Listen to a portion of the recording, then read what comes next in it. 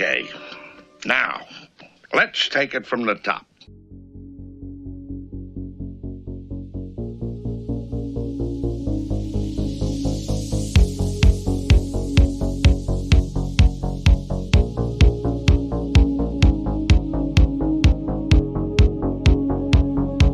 This is the Lowdown Sports Show. Give me the lowdown. With Drew. I just heard your dad might already hate you, and I was like, Yeah. what, brother? Oh, man. And BJ. Yeah, he could be part of the mascot's entourage and be throwing T-shirts into the crowd. And it all starts right now.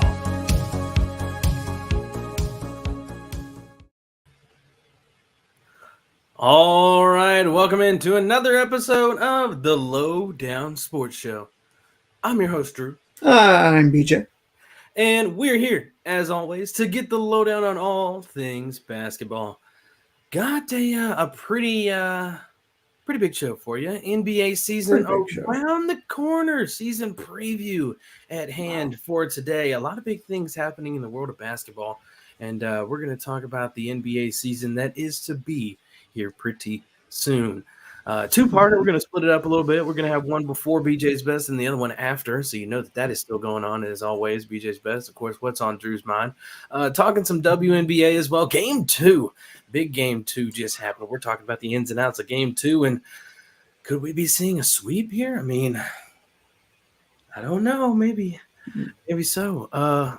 We'll dive into it. And the Chicago Sky, they got a new head coach, and she knows her stuff in the realm of basketball. That is for sure. Mm-hmm. We're going to talk about all of that, and we're playing With or to Quit It, of course. That's always on the menu. And before we get into everything today, we want to make sure that we shout out our partners, TeePublic, Fanatics, and SeatGeek. SeatGeek is a ticket app that takes the confusion out of buying tickets. Use code THELOWDOWN in all caps for $20 off your first order. I believe they even got some like sale going on right now that like use a coupon and you get some discount with StatHead. Double check, go check with them. And not SeatGeek, by the way. I mean StatHead. I jumped ahead for some reason, but there's some deals going on out there, people. That's the point. So make sure you get out there and get them. Speaking of StatHead, this show, it's presented by StatHead, and my man BJ's got a stat of the episode. That's right, Drew. And we're looking at the Versus Finder again today over with our friends at StatHead. And, well, I mean, what better way? We're going to talk about it a little bit later on in the show. But one of the head-to-head comparisons stat-wise that you can do for StatHead on the basketball side of things, you can see head-to-head Chelsea Gray versus Sabrina Ionescu. And Chelsea Gray, 6-3 record against Ionescu in the regular season. And, well, Drew, of course, 2-0 now here in their first playoff matchup up to this point in favor of Chelsea Gray. She doesn't average as many points as Ionescu has in her career up to this point, or as many rebounds or assists, but outpacing in steals per game and has a better field goal percentage and a three-point percentage better than Ionescu to this point. She also has, of course, those two championships, one first-team All-WNBA, two All-WNBA selections, one Finals MVP, and 5 All-Stars, all better than Ionescu's just one lone All-WNBA appearance and 2 All-Star nods. So Chelsea Gray, still early in Ionescu's career and still a lot that can be determined between the two, but Gray's had the upper hand so far and in the series as well to this point, Drew. So that is your stat of the episode presented by our friends over at StatHead. I love this Versus Finder. You can, put 2 teams, you could put 2 players, you could even do multiple. We did the three-player comparison candidates, for the WNBA MVP race earlier back at the end of season 3. So get yourself a subscription, check it out. You get all kinds of crazy stats that you didn't think were possible to find. There you go. There's our stat of the episode from Mr. BJ again. Appreciate you. Sabrina Ionescu and Chelsea Gray.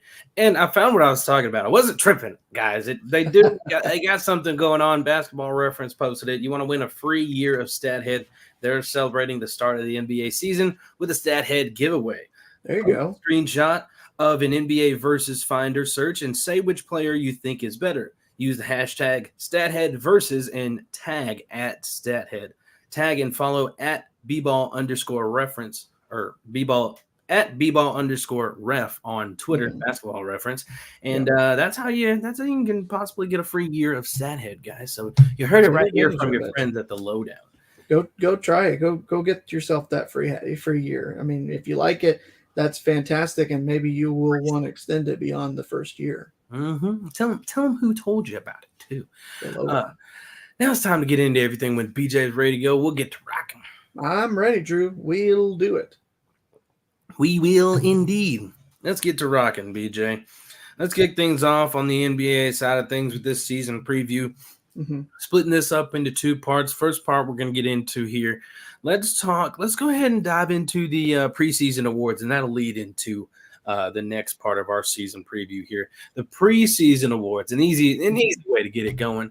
I saw some of the awards that have been added over the years. I did add one to our lineup here, so you may not be ready for this, but see if you can slide somebody in. It's kind of just who do you think will get this type of thing? Because I take it back. On the NBA side, they do have clutch time, what you can do in the last few minutes of the game and things like that. So that does factor into it, but clutch Player of the Year is one that I added to our preseason awards thing. I mean, there's Teammate of the Year and all that. We're not doing those, but I feel like this one is one that we could toss our hat into the ring on an award for. So that'll be the last one that we get to, because I just kind of tossed that on you. So in the meantime, think about who your clutch Player of the Year is going to be. But the rest of our awards, we've got just like the WNBA, Executive of the Year, Coach of the Year, Sixth Man of the Year on this side, Rookie of the Year, Most Improved, Defensive Player of the Year, and MVP. BJ, where would you like to start? I'm down for wherever. Let's figure one out, and we can take it from there. Pick one for us. Where'd you like to start? We could go Coach of the Year if you want. Coach of the Year. All right, okay. Would you want to go, or you want me? You go first, man. All right, I got you, friend. All right, Coach of the Year for me, and this is really going to depend on the health of this team, but and I hate to say that on part of handing them this award, but I mean, when you get a healthy team, and on top of what he can do in the coaching position, I think it could be all but his this year, BJ, because he's got a unit out there, and that's Willie Green with the New Orleans Pelicans. New Orleans Pelicans got quite the unit over there. We've seen what they're like when they're healthy and everybody's out there, though it hasn't happened very much in the small sample size that we have gotten, and the myriad of different things that offense can do and what you could possibly make out of it defensively with the length and the size that you have in New Orleans. Willie Green's got a whole lot to work with. And if Zion stays healthy and company stays healthy, they were on the edge of the playoffs last year. You put Zion back into the mix. How high is that in the Western Conference? But I think Willie Green is going to be able to capture that Coach of the Year, because his Pelicans are going to stay healthy and they're going to show their stuff, and they're going to be a pretty good team in the West, pretty formidable. They've got the pieces to do it all the way around, just health, considering. So Willie Green is my Coach of the Year. I like that. That's a good pick. And I think what I've heard from the New Orleans camp is good things for Zion and good things for the Pelicans this year. So fingers crossed. Yes. And not bigger like good, but he hit the squats, he hit the weight room. I can give an award to a guy that I don't necessarily like, because I think he's going to have a good year and his team's going to have a good year. But I'm not necessarily a fan of his in terms of like his coaching style. But I mean, when Doc Rivers doesn't have a team right now. No, not Doc Rivers. But you're kind of on the right track. He did used to coach for this team, and that doesn't even give it away, because there's three coaches or three teams that he used to coach for that could get this award. But I'm going Joe Mazzulla. I think that when you look at what they brought in, even though they lost some key pieces as well, I mean, it's tough to say that they're not going to be up there and competing for another finals appearance and maybe even a championship this year. So I think Mazzulla and the way that he's had so far, the emphasis on defense is really going to be what carries them and what carries him to that award. And I think if he can carry Kristaps Porzingis to 60-plus games played, then that might get him the award. There you go. Might be able to do that. But Coach, I don't know how you did it, but You let that guy be healthy out there. That really helps. You got to follow the NBA's initiative to make sure that you're focused on playing all 82 games this year, Chris.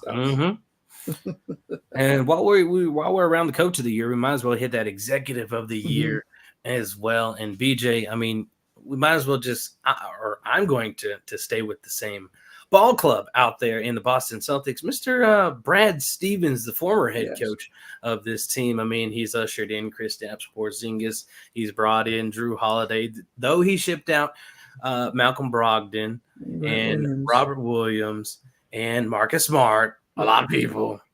I think his return is going to be worth it enough to where it's going to at least push for him, if not do it a little better.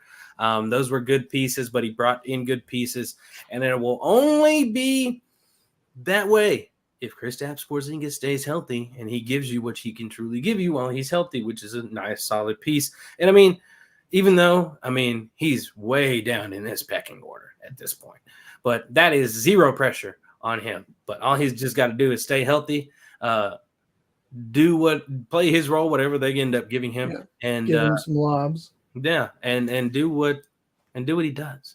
So I think Brad Stevens his shuffling is gonna pay off for him. It was his creative, strategic moves for what he thinks he's got there. I mean, he used to coach this team, so he's kind of analyzing it over the years even more to how to make it better. You know, they've seen the finals. It's time to see a championship, and he thinks it's the crew that can do it. And I think he's the executive of the year.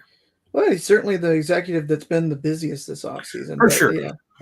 On the phone the most. Less vacation time for him. Yeah, Brad Stevens is my pick as well, Drew. I think when you look at what he's been able to put together, they've been close a couple times here the last couple of years, getting to the finals against Golden State in just 2 seasons ago, and just the roster and then how they've shaken it up and really kind of retooled it here in the offseason.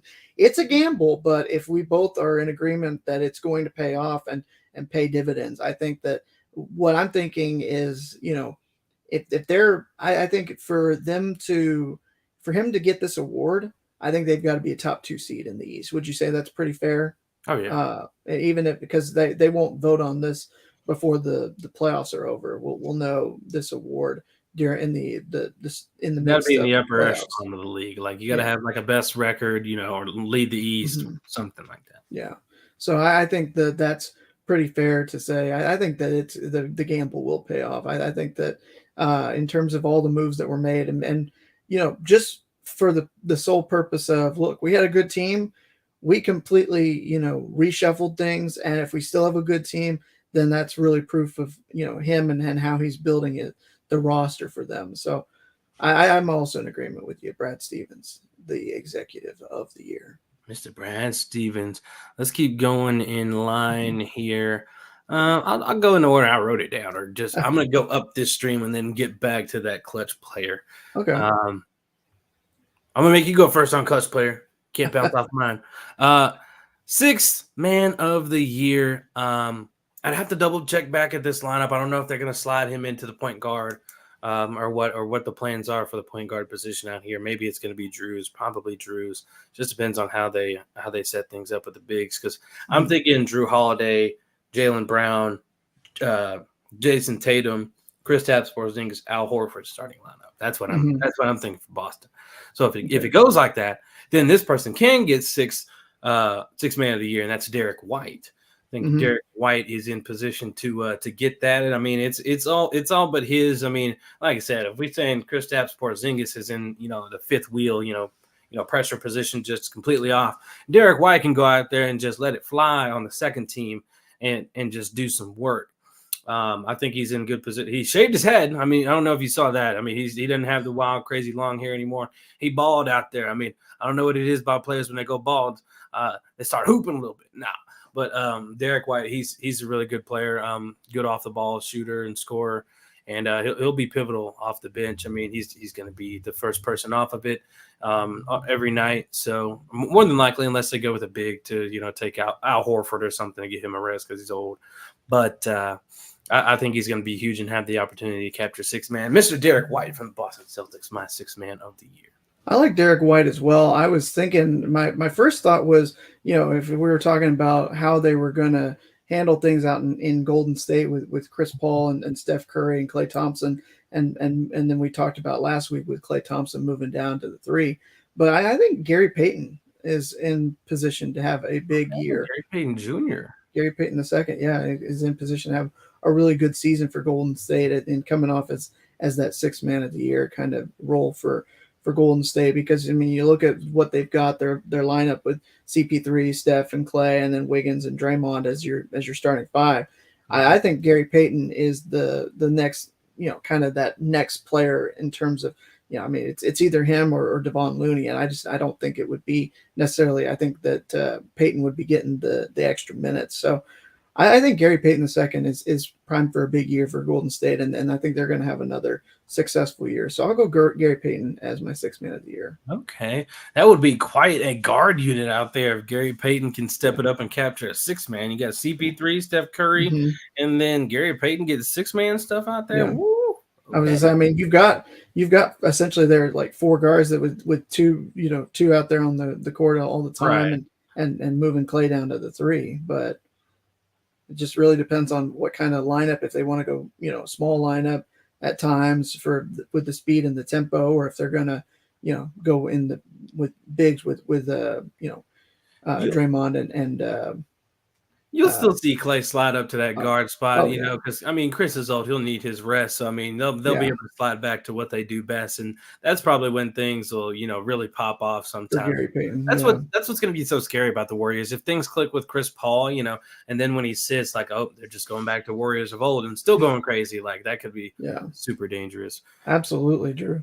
Moving on here, Rookie of the Year next. I feel like this one's pretty chalky, BJ. I wanted to be controversial here, but just for the matter of he's going to get all the opportunities in the world, and he's who he is. But just more so the opportunities that they'll just be out here. He'll probably lead the Spurs in multiple categories, and that's Mr. Victor Wembanyama. We're going to probably see him lead in points. We're probably going to see him lead in rebounds. If he didn't lead in points, it wouldn't surprise me, because Keldon Johnson is a problem, and I don't think people realize that. Keldon Johnson is a real problem, and we don't need to sleep on him. So I feel like it's going to be pretty close between them two who leads in points, but, Wemby's going to get the rebounds, hopefully. I mean, he might be one of those that ends up – he might stretch out too much, and he might be like a 7 rebound dude in his rookie year, which would be like, eh. But, he'll have a whole lot of opportunity, so – it'll be down to him and just other couple of players, but it'll probably end up being like when LeBron, and I hate to do this to my dog, when LeBron came in as a rookie, everybody's saying Melo should probably got the Rookie of the Year, and there's a lot of arguments for that. And this could be another one of those years where Victor gets it just off him being like one of the next up or whatever, and then Chet not get it because of he's not Wemby. If this would have been last year, maybe Chet would have still got it. And, that's why Scoot won't get it. And that's why so-and-so won't get it. So Brandon Miller and other players like that, the Thompson twins, so it's Wemby. Are you in agreement there, Wemby? Yeah, I wanted to be different here just because it's always boring. Who would you have gone if you'd have gone a different way? I was going to go with Chet if I was going to go a different route. I think that he's kind of, having the experience, even with, just the injuries problems that he's had, I think that he is due if again, it's all dependent on staying healthy, but in a perfect world we're imagining this here preseason, he's going to stay healthy, he's going to have a big year for OKC, and they're going to be right back in the playoffs and even more of a threat than they were a year ago when he was hurt, just because having him out there is such a boon to that team. But when you look at it, it's got to be Wemby. There's just no other way that anybody else is really going to have a chance. And there's not going to be, I don't think, a whole lot of, air in the discussion. There's not going to be a whole lot of, talking points outside of Wemby. I don't feel like, unless it would take something that I just don't see happening from like a Scoot, where, he's it would have to be an all-star season, probably. I think so. Yeah. I think he would have to be in the all-star game and maybe even like an all-star starter as a rookie for him to probably be ahead of Wemby. That would be absurd in the Western Conference for that to even happen. He would be literally like, oh my gosh, are we going to see him lead this team to a title doing some like D Wade type things in the early going stuff? Like I don't know, but that would be crazy. I did float around with the Chet idea, and I was like, man, Scoot's in a really good position. I've heard about the defense he's been playing. And I think. Well, I won't say this part yet. But yeah, both of those guys, it's going to be a fun year on the rookie side of things. Of those top 3 players in the rookie class here, it's going to be fun watching them play. But it's Wemby as rookie of the year. Next is most improved. BJ, I was searching around for this one, and I was hard pressed to give this one to him. But I feel like in at least one step up in a role for him, he's always at least been the third wheel for the most part of his career. But now he's in a new situation, and he's playing with that rookie that we just talked about. DeAndre Ayton for most improved player. He's an 18-10 guy for his career, which you would think he had less points, coming out of Phoenix. I understand the rebounds. We heard about the double-doubles all the time, but I I would have thought less points a little bit, but right on the edge of 20, and his role is going to go up at least one notch, if not two, just one probably. But, a guy that's been to the finals, 18-10, getting in a bigger role in a unit, playing more free in Portland now. If he can grasp it, man, like we could be seeing like a 21-13, like some nice numbers like that, just kind of dominating and maybe starting as a center in the West. I mean, if he can just unlock it, I mean, like, because the Blazers have nice pieces out there. I mean, Anthony Simons in the guard spot as well. Jeremy Grant out there too. I don't know what their bench looks like off the top. I don't think they've got a whole like stacked bench. I think no, probably not. But there'll be ones that'll be a team that's pesky if they're healthy with that unit if things work out for everybody. Yeah. So, but I think DeAndre Ayton, if he can make it click, which obviously I'm counting on him making it click a little bit more. DeAndre Ayton, turn things up a notch in a little bit bigger role. Maybe see that 21-13 type thing in Portland and become the most improved player.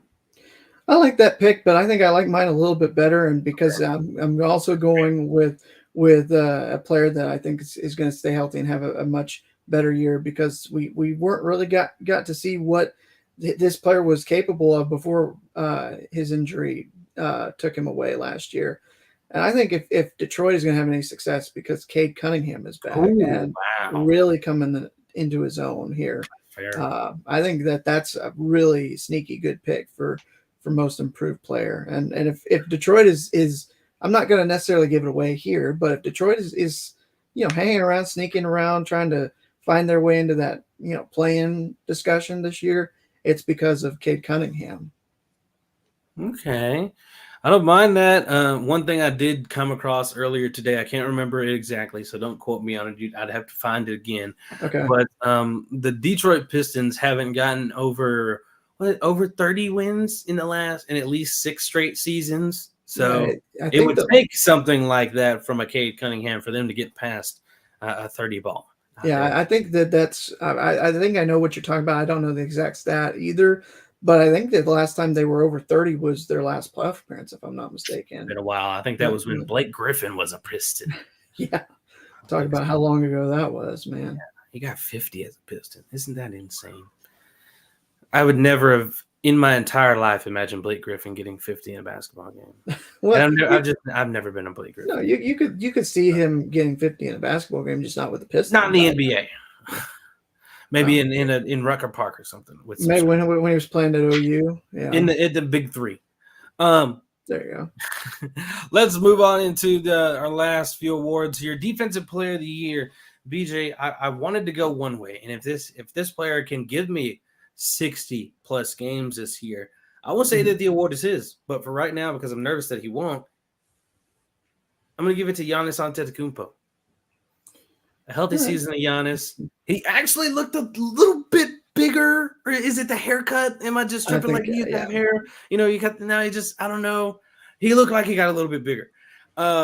Bigger Giannis up in here. He's going to keep doing what he's always been doing.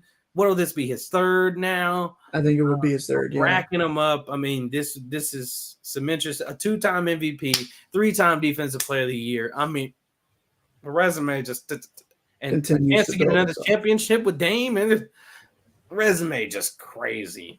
Yeah, is he even 30 yet? I don't think he is. I think he's right on the precipice. This is some Asia Wilson types. This is some Asia Wilson type stuff. These multiple MVPs and about to have multiple championships, both of them. This one about to get. Is he gonna get 2 before Giannis? He will be 29 in December, Drew. So he's right on that. And almost. see, that's what I'm saying. At age is 27, bro. Mm-hmm. Yeah, that's crazy. But yeah, Giannis defense player of the year. Man, But the person I was gonna say, if they are healthy, mm-hmm. can you guess? No, it's not Triple J. I wouldn't think. Nope. Anthony Davis. Anthony Davis. I like that. Yeah. I like that. But I think that's just trying to rely a little too much on health for him. But man, I don't do this because I feel like I'm upstaging you or trying to, steal your spotlight. But I was also going to say Giannis. I thought you were going to say something, a little bit more like, not necessarily out there or anything like that. But I think it is going to be another fantastic year from Giannis defensively. We talked last couple weeks ago when we talked about the trade for Damian Lillard, and there is going to be a little bit of a sacrifice defensively with shipping Drew out and bringing Lillard in, but that doesn't mean that Giannis isn't capable of being a great defender and really just a threat and a menace in the paint. I think that this is going to be another kind of year that he's like, it's been a couple of years since anybody's really talked about him as the DPOY, and he's like, hey, did you forget about me? Because I'm still over here. I'm still making your path into the paint, not worth it, not worth your time to do. So I think it's Giannis. I think he's going to be the defensive player of the year. That's a good call, BJ. What have we've aligned on just 2 of them. So no, 3. You did Brad Stevens with me as well. Yeah, 3. Okay. And now the MVP. We're still saving that clutch play of the year for last, just so I can give you time to catch up and get that one because it's just I've got them both. I've got them both. So you ready? Okay. Well, I've already teased the MVP. So let's go ahead and hammer this MVP. You got give me your MVP then. Let's go. Well, I was gonna say so there are 2 choices in my mind, and one is going to get the MVP, one is going to get the clutch player of the year. I'm not telling you which is which just yet, but I imagine you'll know based on who I say for MVP who I'm giving the clutch player of the year to. But man, it's one of those years. Last year, the 2 years ago, I thought that Joel Embiid was the best player in basketball, should have won the MVP, and it went to Nikola Jokic. Last year, I thought Jokic was better, deserved the MVP over Embiid, and it went to Embiid. So perhaps my track record with who I think is the best player isn't necessarily agreed on by the NBA award voters. But I think after what he saw last year, what he did the year before that, it's not a three-peat, but 3 and 4 years for Nikola Jokic is going to be really good. Baby. I'm going Nikola Jokic to win another MVP this year. Okay. Jokic. That's nice. That's nice. I don't know if the NBA is going to allow this fella to get 3 MVPs. I mean, last person to get 3 MVPs was LeBron James. Mm-hmm. Curry didn't even get 3. No. So I think I'm glad it's my turn now. I was say it's not in a row at least, so it's not like there's any. I know, but still nobody's gotten them since Bron got 3+. I'm just saying everybody's had the two curse. They've had back-to-back C's. 3 people have had back-to-back C's: Curry, Giannis, and Jokic. Yeah. Will Embiid have back-to-back C's? Not with me deciding he won't. At the MVP for me, BJ, we've had the same 3 candidates at the end of the year, the last 3 or 4 years. Last 4 years. Yeah. But at the beginning of the year, for at least the last 2 or 3, or 2 of the last 3, can't remember all these. Yeah. To begin the year, the preseason MVP has been Luka Doncic. And I'm going to go with Luka Doncic here. This is the time where Luka stays healthy. He always gives you the numbers for it, but he doesn't give you enough games. And now the rules say you got to give me this many games to get this MVP. And the other 3 are where the main hype is at. Oh, a healthy season of Giannis. Giannis and Lillard. He might get the MVP again for his 3rd. Jokic, he lost it last year when everybody thought he should have won it. Could he come back and get his 3rd MVP? Embiid, like the other 2 before him, looking to go back-to-back just like them. Will he get an MVP? All of it around those 3 guys. And then Luka, just going to come out from under everybody and just get that thing with Kyrie at his side. And that's how that's going to go. I went with Luka preseason last year, Drew. So I wanted to switch things up a little bit. I feel like I've done it before, and just all these times he just gets hurt for a little bit, like at Christmas and stuff. Yeah. Knock on some wood. And I have the faith that it's going to happen, but I don't want to pick up. I don't want to pick a backup MVP here. If Luka starts to miss games, then we'll be talking around, Thanksgiving and stuff like, okay, all right, Drew, who's your actual MVP now? Who do you pick? But BJ, since you had them both, I want to hear you before I get to it. Clutch Player of the Year.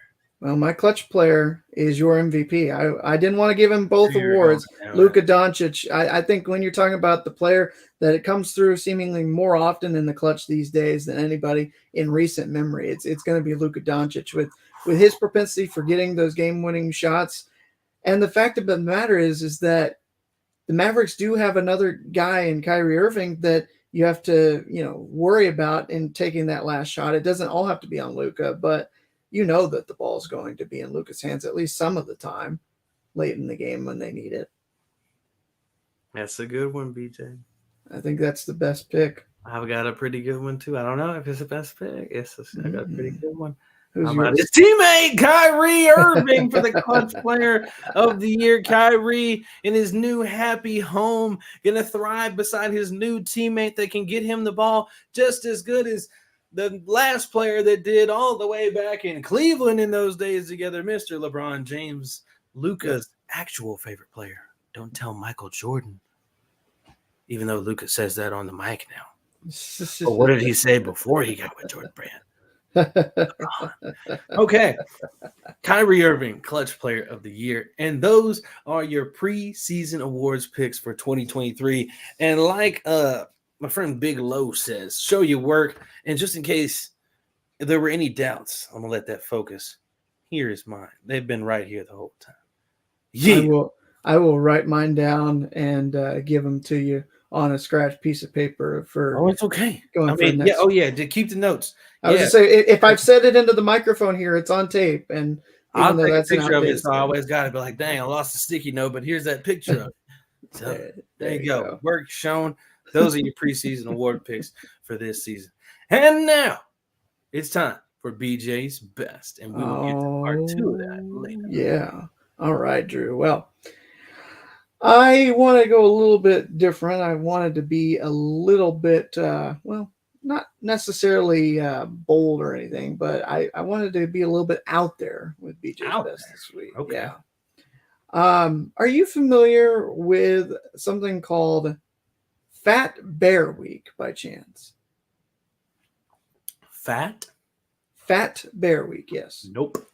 No, you're not familiar with. No, I'm not fat. You're not fat. No, not too. Anyway, just a little. Maybe if they it's definitely me. Is the one that should be concerned. So I'm trying to see if I can. I'm trying to see if I can get this picture in here. It's not letting me upload it when it's because it's the wrong file type. But I was trying to see if I could, show you the winner for Fat Bear Week. So I've got the story here. It's a mama bear. Her name is 128 Grazer. She didn't need to win to prove anything. She just needed to eat hundreds of pounds of salmon so that she could survive hibernation. But after doing all of that, she is the Fat Bear Week champion. Park Ranger Felisa Jimenez said she's been putting in the work. She was quite dainty in early summer, but now she is huge. So Fat Bear Week, in case you didn't know, Drew, is just a couple years ago, they started this where they showed like a before the hibernation and after as the bears begin to get ready for the long winter ahead. And so they photograph them in the summer when they're lean and trim and in good shape. And then, how they look as they're getting ready to go into hibernation mode. And so past couple years, it's really gone without a whole lot of fanfare. But this year, because of the potential government shutdown just a couple weeks ago that was avoided, there was worry that they weren't going to be able to do Fat Bear Week because if the government had been shut down, the park rangers would not have been allowed to count any of the votes that had been cast in Fat Bear Week. So thankfully it was avoided, and they got to have their tournament and everything like that, and just March Madness style almost. Said that she took care of business in terms of the voting. So she dispatched two of the past champions in 747 and Holly to reach the final face-off with 32 Chunk, who is an enigmatic and immense bear. And Grazer dominated the finals, Drew. 108,321 votes cast for her compared to Chunk's 23,134. Trying to see, I can't get this to work to show you what the bear looks like, but maybe when we share this for the re-air on the socials and YouTube, I'll be able to get you a picture, and we can flash the photo of the bear right here when I'm talking about her. But it's one of those things that she was always identified because she has these just gorgeous big blonde ears, and she had a staggering transformation that she was able to do by eating all of the salmon that she took advantage of here this year. So let's celebrate the bears as they get ready to hibernate for the long winter. I know that for me, if I was allowed to, Drew, I would be hibernating, but rather than having to be out in the cold terrain. I know you are in a position now as you getting closer to having to get through your first winter time. You're wearing the longer sleeves under the short sleeve jersey and the beanie as well. Oh yeah, it's already cold. Yeah. Meanwhile, down nowhere over here. Meanwhile, down here it's gotten a little bit cooler, but it's still 73 degrees. So it's t-shirt and jeans weather down here. You might have to wait until June for that. Long way away. You're a long way away. Long way away, that is for sure. Who's your favorite bear, BJ? Like cartoon bear or yeah. Okay. Well, I mean, the first one that immediately comes to mind is Yogi and Boo Boo. Yep. Those are the ones that immediately come to mind. I don't know. Berenstein. The Berenstein, yeah. Jungle Book. Yeah, Magoo. No, I think it's got to be Yogi. Yogi was the one that kind of was always on the TV when I was a kid. I watched. You get into the picnic basket. Hey, Boo Boo, how about we get ourselves another picnic basket full of biscuits? Oh boy. That's right, Yogi. But not to turn this into the Hanna-Barbera hour over here, but that's the one that I always remember watching as a kid. Even though I did watch Jungle Book and watch the Bear and read the Berenstain Bears book, but to me the one that immediately came to mind was Yogi Bear, just because I think that was again what it kind of was raised on. I was watching the old Hanna-Barbera cartoons back when Cartoon Network was really good. You miss those days, don't you? Mm-hmm. Yeah. I'm gonna go off kilter and say Chicago Bears because I like them. I like to watch them get their butt whooped. Well, if they were more competitive, they might be more people's favorites. Not the Bears of old, not the Bears of 40 years ago. Not when the late great Dick Butkus was on the team or anything like that. The 85 Bears, the SNL skit of the Bears. But no, I think it's really cool to kind of see the transformation in the bear, seeing how it looked back in the summer and how big it's gotten. I mean, I wish I could just as easily blame it on hibernating why I've gotten so big over the past couple of years. But do you wish bears were nicer so you could just like hug them? I think you can domesticate bears. It's very difficult, but I see videos like all the time of bears that are looking like big old like puppy dogs almost. Have you seen the bear crawling along like the fence or whatever? No, but I have seen a bear beat the out of somebody and chase him down because he's really fast. Did you see The Revenant? No. Okay, I didn't either, but I mean that the most famous bear, like trying to kill a man with Leonardo DiCaprio's character in that movie. Like, I don't know. I feel like I've seen. I don't know if this was like on a show or something, or just in casual conversation. But like, oh, who would win between a fight between a bear and a gorilla? Bear. Bear's No, getting bear mauled. most Gorilla. definitely. Yeah. The gorilla gets some help. Call for help. Pick up the phone that they have on the NFL sidelines, and help is on the way. It needs to be because the gorilla's going to need it. I was to say, I mean, they both are vicious and have great strength, but there's They're no doubt it's a bear. Yeah, the bears are ridiculously strong. They got some claws. The bear's claw. I mean, the gorilla would be down and out of the count if the bear got its claws into him. Yeah, oh yeah, it's done. And the weight difference, I think, is just large as well. Like bears they weigh a lot, but they're fast, and I mean, they can definitely kill the out of you. Yeah, I was gonna say, I mean, it sucks because they look like they would be so cute and cuddly and everything like that, but if you piss them off, oh man, you better watch out.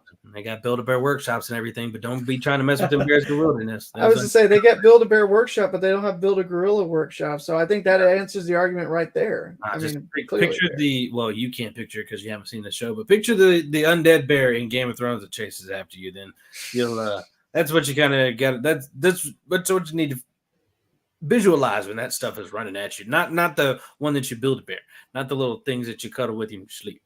Like those the teddies or whatever. They don't like anybody. No. But Fat Bear Week, in honor of Fat Bear Week, coming to a close, I thought that I would give a shout out to Mama Grazer, and that is BJ's Best Drew. There you go. Fat Bear Week. Very unique. BJ's Best. BJ, that's some good stuff, BJ. Yeah, thanks. Sorry, I got you off on a little tangent about the bears mauling people at the end. No, it's perfectly all right. I mean, we go all over the place with this sometimes, it feels like. Yeah, man, mostly me, probably. I mean, that's just how that ended up happening. But you guys need to just do us a favor real quick before we continue on, and let's go give it a visit to our partners store at TeePublic, because why else? Because they got a sale. That's why, you silly goose. I'm trying to send you over there and get some deals. That's what I'm trying to do for you. I'm trying to get you hooked up. It is sale time. You want that fix of sports and coffee to prepare you for the workday ahead? Or are you looking for a deal that's always there, including the sale that's going on right now? And you can get this as well. At TeePublic, they have just that, 25% off on stickers when you buy 4 or more. And they're only $2.50. You can't really beat that when they're not on sale. And now they're cheaper because they're on sale. Man, I mean, it's just a W all around, guys. Slide on over to the link in the description and add more stickers to your cart. Get 4 or more in your cart. Get that discount along with the sale that's going on by shopping our merch at TeePublic. That's right, Drew. And after you get done getting yourself some Lowdown merch, well, why don't you go ahead and, I mean, now is the right time. If ever you were looking to get any kind of officially licensed merchandise, well, it's right now because it's going on at Fanatics. You've got a sale going on. You can get a minimum of 25% off with no minimum purchase needed, 25% off for sure. But if you're willing to pay over $75 and order a whole bunch of stuff, you can get up to 30% off of orders over $75 by using the promo code GORD. But you better hurry. That ends at 12:59 or 11:59 p.m. Eastern time, I should say. 12:59. I don't know where that would be. Greenwich Mean, maybe. That's not, time zones are not my thing. But you are looking, if you want to get some WNBA playoff merch, you're about to see like what Mr. Drew Ivory is wearing here on the program tonight.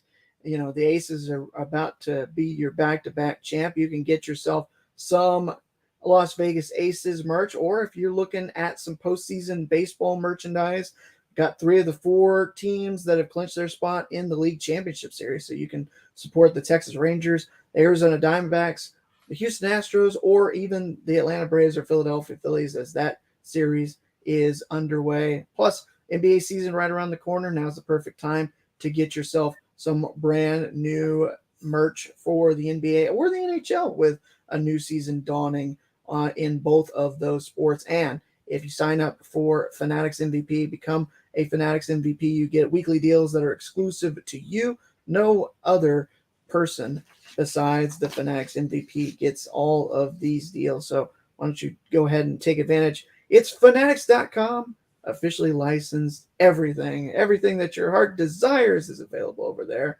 And now, before we get to what's on Drew's mind, we're going to shift gears. We're going to go back into our NBA season preview. That's right. Back in the NBA talk, guys. Let's slide into some surprises and disappointments to make sure we get these other parts of our NBA preview before we get into those playoff teams, playoffs, and play-in. Actually, I slide that in there. But which one would you rather hit first, BJ? Surprises or disappointments? I'll show my work on this one as well. So I've got my work over here, too. I can show it, but it's on the back of an old roster, and so I might not necessarily want to show that off. But let's do the good. Let's do some surprises, because the negative always feels like it's rubbing in the salt a little bit. Sounds good to me. Let's go with these surprises, BJ. I've got one from the East and I've got one from the West on both sides of things. I don't know how you did it. If you got 1 and 1, that's totally fine if you do, but I got a pair. I got one from each conference. Okay. First off, and it backs up everything I was talking about in the first part of this NBA preview, hyping up how Scoot's been, hyping up DeAndre Ayton as the most improved player. I've got the Blazers as a surprise team. They've got a good little unit here, and if the talent can mesh together, they can be a pesky team that fights for the play-in spot. The West has got a whole lot of talent this year. A lot of teams are deep. Some coaching changes have shifted around between conferences. Quinn Snyder now in the East. Some other people have come to the West. Vogel is coaching the Suns now, so some things have moved around, and things are a little bit different. And the Blazers, they still got Chauncey Billups out there. What can he do with this unit here? Can he make it mesh? But if they can, which I've got the faith in them with their little bit of talent, I've obviously got them as a surprise team, but not something that can burst onto the scene in the playoffs, but be pesky in the race for a play-in spot to be a team that's just like, okay, we could actually be better than you thought without Damian Lillard. So give me the Blazers as a surprise team out of the West. And out of the East, give me the Atlanta Hawks. The Atlanta Hawks, a team that has been to the Eastern Conference Finals before and has seen playoff action recently, but haven't reached their full potential. And I just mentioned the name Quinn Snyder over here in the East now. That's the new head coach. And, he's got to shore up the ship over there. He's seen a lot of success in his Utah days. With the talent out there, he might be able to turn some more players into all-stars like a DeAndre Hunter out there, and that's who they're going to need to step things up out there in Atlanta. They've got a pair of, all-star level players in Murray and Young to lead the way. Okongwu will step up this year with John Collins out of the picture, and they've got some shooters out there, Bogdanovich and some others, and they drafted some young pieces as well. Don't know if they'll be a part of the rotation initially, but they've got a good squad out there. The Hawks, if they can put it back together, they'll get right back into the thick of things in the East like they were before when Trae Young in his early years in the NBA and made it all the way to the conference finals, right? Yes, and piece things together as one of the best backcourts in the NBA. And shame on me, I don't know if I included them in my top 5 NBA backcourts. I think we talked about them as an honorable mention because it was so tough to get, there's so many good ones that, top 5, but they're definitely in that conversation for sure. But Atlanta Hawks out of the East for me is a surprise team. So Blazers out of the West, Hawks in the East. BJ, who you got surprising us this year? Yeah, I like both of those teams as surprises, and I thought about taking Atlanta, but I'm going to go a different route, at least in the East, because I like this team, and I'm not necessarily saying that they're going to be up as high as Atlanta or anything like that. But for the same reasons that you're talking about with Portland and the talent they've got, Detroit, key to staying healthy. If they stay healthy there, as I see, you got those teams listed and includes the Pistons on there, which you got scratched. I went through. I had a process of elimination here to get down to who I won. Well, I'm glad that you did, because it allows me to talk about Detroit and staying healthy.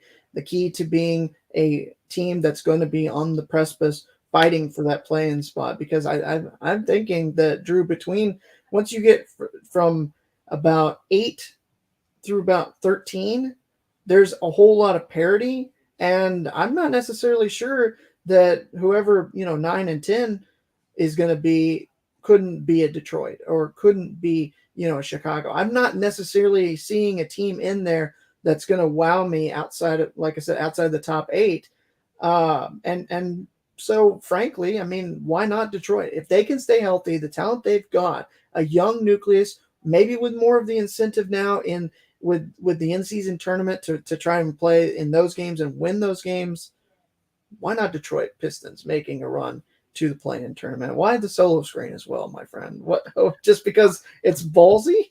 Just trying to give you some love with your Pistons. You're going with them. I almost put them on here, so I'm right there in the back burner with you. Like, who knows what could happen? And especially if your prediction of Cade becoming the most improved happens, then that could definitely help the case to being, a team that surprises people this year. Absolutely. And I think for me, my other surprise team, you already kind of talked about it, and I love what I'm hearing out of camp. And I think it will surprise some people, but it shouldn't because of the talent that they've got. But nobody really, I think, is giving New Orleans a fair shake just because of how good the West is. This is my team that's, kind of like they're talked about as a playoff team, but they could definitely, with the talent that they've got, they can be up there getting a top 4, top 3 seed even potentially, just because of the roster that they've got, the talent. And again, injuries, healthy Zion, they stay healthy the entire year. They've got a great nucleus that they've built down there in New Orleans. And like you were talking about with your Coach of the Year pick, I think that for Green and his squad, I'm legitimately buying into this Pelicans team as a team that will be tough to beat when they're at full strength all year long. Fingers crossed, stay healthy, surprise some people, because it shouldn't, but it will, just because, well, I mean, the surprise would be Zion staying healthy. Good choices. Good choice. Very good choices. I think we both have great choices here. You want to lead us into the disappointments? Yeah, I think when you look at the biggest disappointment to me is not saying that this team is going to fall out of the playoffs. Oh. But compared to where they were a year ago, they're going to come back down to earth a little bit. Sacramento. I think Sacramento will take a step back. Like I said, I'm not saying they're going to miss the playoff or the play-in for that matter. I just have them taking a step down. And because of how shaky, and I mean, how many top teams there are in the West, Drew, you go on a couple game losing streak, like you saw in the East a couple years ago, that could shift you from being a top 3 seed down to 6 or 7 in the matter of a moment.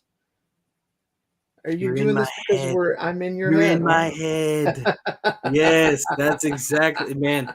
That's exactly what I was thinking with the Kings. Like it was, and this will end up getting talked about. I'm sure it'll become a narrative, like the fluke year last year, and it'll become Sacramento's motivation or whatever. No, maybe. I have them taking a step back as well. Yeah, we'll give them some bulletin board material.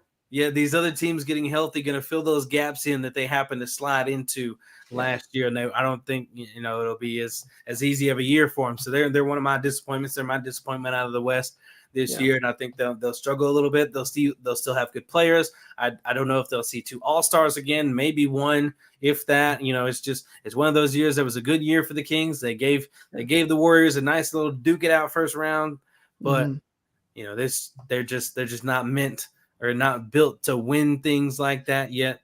And I think they'll disappoint. And we'll always be what cheering. They did last season for sure. But yeah, we'll always be cheering for them to light the beacon because we want them to succeed. It's just right. Lighting the beam is pretty dope. So I mean, if they have like a good first half, somebody gets hurt and then the team falls off. Like, okay, they were fun for the rest of the year, all of 2023. Legitimately, the old Kings and the new Kings. We could say they were fun. This was the funnest year of Sacramento basketball ever. And then we just got back down to earth. Like, okay, Sacramento, get back to your 13 seed spot, get back to drafting high, and go back to the abyss. Maybe not that low, but okay, no, not yet, but eventually they're gonna trickle back down to where they belong. Who's your other disappointment? My other disappointment, man, and this one was tough. I went through some other markouts, and they've got a nice team, but for some reason I feel like it won't stay together, and I don't know. It's one of those that you can't explain too much about, but I don't have the faith in them enough. And they've got an all-star point guard, the Indiana Pacers. Yeah. Led by our former coach, Rick Carlisle. They got Miles Turner out there. Matherin, the young rookie from last year, coming into his second year. Tyrese Halliburton leading the way, all-star point guard. And they've got Bruce Bowen, former NBA champion now at the Nuggets on the team. And or Bruce Brown, not Bowen, excuse me, Bruce Brown. And but I see something weird going on. Somebody's gonna beef with Rick. Miles already wanted a trade. Yeah, they got things figured out. He's been in trade talks for like 5 years now, man. No, but like it was more serious this last year, and then all of a sudden a contract comes out of it. Like, how does that relationship mess up? Did it mess up anything with anybody else to get that done to keep Miles here? Or I don't know. I have weird vibes about the Pacers. And maybe it's just withdrawals from Rick Carlisle, and I'm just like, it's going to carry over into Indiana at some point? I don't know, but Indiana, I think, is going to disappoint. They're a team that should probably squeak into an 8 seed and be a definite play-in, but I think they'll struggle to get to the play-in. Well, that's what I was just about to say. You remember when I was talking about how I think that there's a lot of parity in that 9 through 13 range when we were talking about the Pistons? Mm-hmm. Indiana's in that mix for me as well, and I think that that's a legitimate reason for them to be a disappointment, is that I don't have a whole lot of expectations for them. They should, at least talent-wise, be in there in the playoffs and not have to necessarily worry. But, yeah, for sure, they are a disappointment.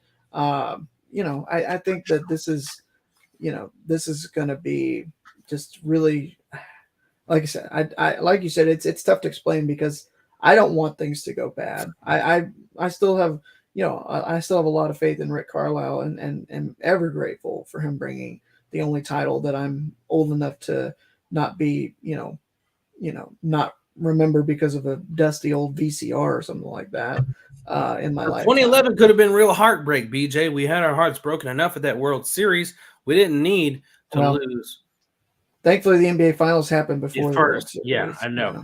But, I mean, that would have been just a tumultuous year by the time we're going to Christmas. But, like, Santa, all I wanted was a Mavericks championship and a Rangers World Series win, and I didn't get either one of them. Yeah, I mean, as bad as my headspace was in high school, I don't think I could have handled that. All right?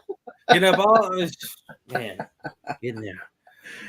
What? Oh man, get that emo look from last week back for me, because no, I wouldn't have been that bad, but it would have felt that way had that been the case. But yeah, I'm right there with you. I think Indiana is going to be a disappointment. There you go. Out of that side, I got Kings and Pacers. You got Pacers and who's the other one? I said Kings. Oh yeah, we did the same ones. Okay. Yeah, we're in line on both sides. We were on the same wavelength right here. Okay, now let's take a look at this one could be a quick one. Yeah, we can do playoffs, but this one can be a little bit quicker. What player do you think this season is going to emerge onto the scene? Do you think it is your most improved player, Cade Cunningham? Or is there somebody else that might be in the running for it? Somebody that was not an MVP candidate last year that will be one, or who you got? Yeah, that's a great question, because, I mean, when you look around the league and kind of what I'm expecting for the league this year, to me, I think there's a candidate that, is going to get talked about, but is for at least for MVP, but he has had bursts of being the most valuable player, but he has not necessarily had an MVP level season to this point. I expect big things out of Donovan Mitchell this year, and I think Donovan Mitchell could really emerge and be talked about even, as we get to the All-Star break as one of those like first half MVPs, and can he be able to finish it off in the second half? I think that we're going to see some big things from Mitchell and from the Cavs as a whole this year. I'm back and forth on mine. Okay. Because one has already kind of emerged, but he hasn't become an all-star yet. And one's just kind of into the league. I do like the Cade Cunningham pick, though, too. Just want to give a different pick for this one. I'm going to go with Paolo Banchero. I like that. I was going to go Jalen Brunson, and that was the one that's, kind of emerged, but he hasn't been an all-star yet. So I still very well think Jalen could be an all-star this year. But Paolo Banchero, I mean, he's different. That's my boy out of Duke. And I mean, such a quiet, just crazy rookie season. And I know he's out in Orlando right now, and they have a nice. I mean, they got some nice little young pieces with Franz Wagner and company out there. I mean, they have a nice little unit of some young guys, but Orlando, you just can't ever expect anything out of them until they get like some generational talent, like Dwight Howard back in the day and things like that, to make one magical run to the finals but not win it. But Orlando just kind of in the back burner here. But Paolo Banchero, I mean, he'll be an all-star this year in the East, and he's going to continue to produce and expand his game. I think he'll stretch his game out a little bit more. I don't know that he'll necessarily be, just a guy that kind of lines up threes all the time now, but he'll be consistent inside. He'll own the mid-range. I think he might become a better passer out in Orlando, and it'll definitely help, that combination of him and Franz Wagner. So give me Paolo Banchero to emerge on the scene a little bit more this year. Rookie of the year last year, and he's going to be an all-star this year. I like it. That's a good one. All right, so how do we want to do the playoffs? Well, I want to take too long with them, but no, got to play in with it. So I mean, we can slide in a small bit about each side. I put seedings with mine. I did too. Okay, you did put yours. I wasn't going to. I was like, I guess I should do that. So yeah, we can just go through East and West and play in on both sides and just a little bit on for each team. Not too long. Okay. So let's go. What do you want to do, East or West first? Let's do East and save the best for last. All right, Eastern Conference. Let's see. Let's go from the play-in to the top. Okay. So the 10 seed, are we going 10-1 or are we going 7 to 10? 10-1. All right. 10, you'd be surprised. Maybe not. Detroit as that 10 seed. Okay. I was borderline with that. I've got the Charlotte Hornets. Okay. I'm gonna do a little disagreement, but that's not a big deal. Yeah. I know. I wouldn't be surprised if Detroit was there, but I'm hoping for a fully healthy season of LaMelo Ball, and I think that's what can push them to play in the play-in. 9, I've got the Brooklyn Nets. Okay. I've surprisingly enough, and it's because of the reasons I said, and I think they're disappointing for this in general. The Pacers. I think they'll squeeze into this play-in because they have enough talent to be in this spot, but they should be a playoff team, but they're not going to be. Yeah, it's going to be very close between them and Detroit for me. I have them just on the wrong. So my side. disappointing is not like horrendously disappointing, just you're underachieving. Yeah. At 8, I've got the Toronto Raptors sneaking. What? You still got them in the playoffs? Okay. Mm-hmm. Okay. I don't have them in the playoffs to play in. I feel like they're gonna skip. They're gonna miss a beat here. They could be losing in the play-in, but they'll be like the 8 as we end the season, and then they have to survive against Brooklyn. Fair enough. 8 seed for me. I've got the Chicago Bulls. I mean, they can never seem to fully, reach the potential that they got out there with their talent, DeRozan, Levine, and Vucevic, all the pieces around them, Pat Williams, Kobe White, and they can't never put it together. And it's a weird mix of players that hasn't worked out, but they always make the playoffs somehow, even when they kind of stink. They're ugly to watch, but they're going to slide into the playoffs somehow. I think that this is the year that their underperforming hurts them. I don't know if I think I think they're also. I don't blame you here. I got some blind faith. Maybe some players get traded away. There's been talk about DeRozan maybe not being there. There's been speculation about Vucevic. Yeah. Zach has been in trade talks. The team might blow up. This could be one of those. It's a freezing cold take. I was gonna say if it blows up, it's because they get off to a slow start, and so we'll see. 7, just missing out on the playoffs, at least being able to avoid without having to go through the play-in tournament. Not because they don't have talent, just because of how much I trust the 6 teams in front of them. The Atlanta Hawks. Okay. I've got the New York Knicks in the spot. Just because I think everybody else will have a better season that's ahead of them, including that team that I mentioned as a surprise team this year that you just mentioned that was in this spot. Got them a little bit higher in the East. That's fair. I mean, New York's right there at 6, so they're not – I mean, it could very easily come down to like a game or something like that very easily. Okay, 6th spot. I've got the 76ers. With them, it's nothing against Embiid, but with the drama with Harden, he'll be there. They'll win a little bit early, but Maybe he gets shipped out of town. Maybe he doesn't. And I mean, I don't think it'll be too kumbaya over there this season. So they'll falter a little bit, but Embiid's good enough to keep them in the playoffs, and maybe they'll have enough to maintain a 6 seed. They might flip flop with the Knicks or something and go for the 7 instead of the 6. But I've got them at the 6 right now. I think Embiid's good enough to get them, even if Harden shipped out. I've got them at 5. So, okay. I mean, 5 spot here. I got the Miami Heat. They traded away some cool little pieces for him. Max Strus was nice, but they didn't get rid of Tyler Herro. He's coming back. Duncan Robinson's coming. For the most part, they're coming back. They lost Gabe Vincent which was a nice little point guard piece for him, but they still have enough to get a 5 seed. I've got Miami as the matchup as the 4 seed. So Miami's in that 4-5 matchup for me, and just we're very close, but just a little bit different. So it's not terrible at least. Yep, and here's where my faith in the Hawks may falter this year. Got them pretty high at the 4 spot here. A lot of faith that things will turn around, or maybe a little too much in Quinn Snyder here, but they've got a lot of nice pieces, and if things can finally mesh back to get them in a good spot, and they shore up that defense, which is part of the problem, and DeAndre Hunter come on, they can be a top 4 team in the East. The 3rd seed I talked about as potential MVP candidate. Donovan Mitchell is going to lead the Cavaliers to the 3rd seed in the East. I'm right there with you. Cleveland Cavs, they got all the pieces to be in that spot. Give them another full season, keep everybody healthy. They'll be one of the top 3 teams. Now it comes down to a coin flip potentially based on who you listen to as the top 2, but we both have the top 2 in some order as the same 2 teams. Yep.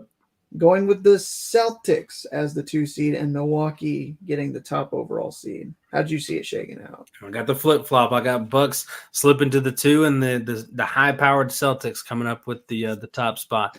And executive of the year, Brad Stevens, being the reason for it. That's perfectly fine. That is perfectly fine. All right, we'll shift gears. We'll talk the West. Let's start with the play-in. Lakers coming in at number 10, Drew? What, BJ? The 10 for the Lakers? Wow.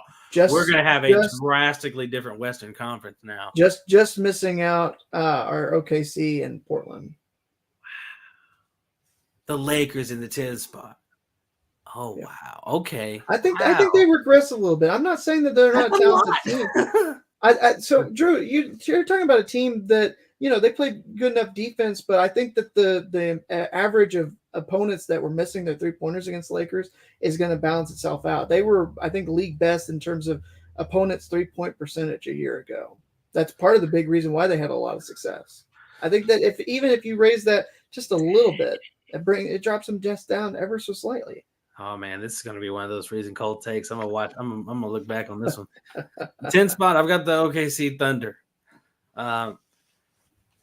A youthful team that's got a lot of little pieces here. Some people I've seen predictions with having them in the playoffs right off the bat. I mean, Shai Gilgeous-Alexander, definitely one of the guys that can help get them there. They have, Chet Holmgren there. They've got Josh Giddey. They've got Jalen Williams.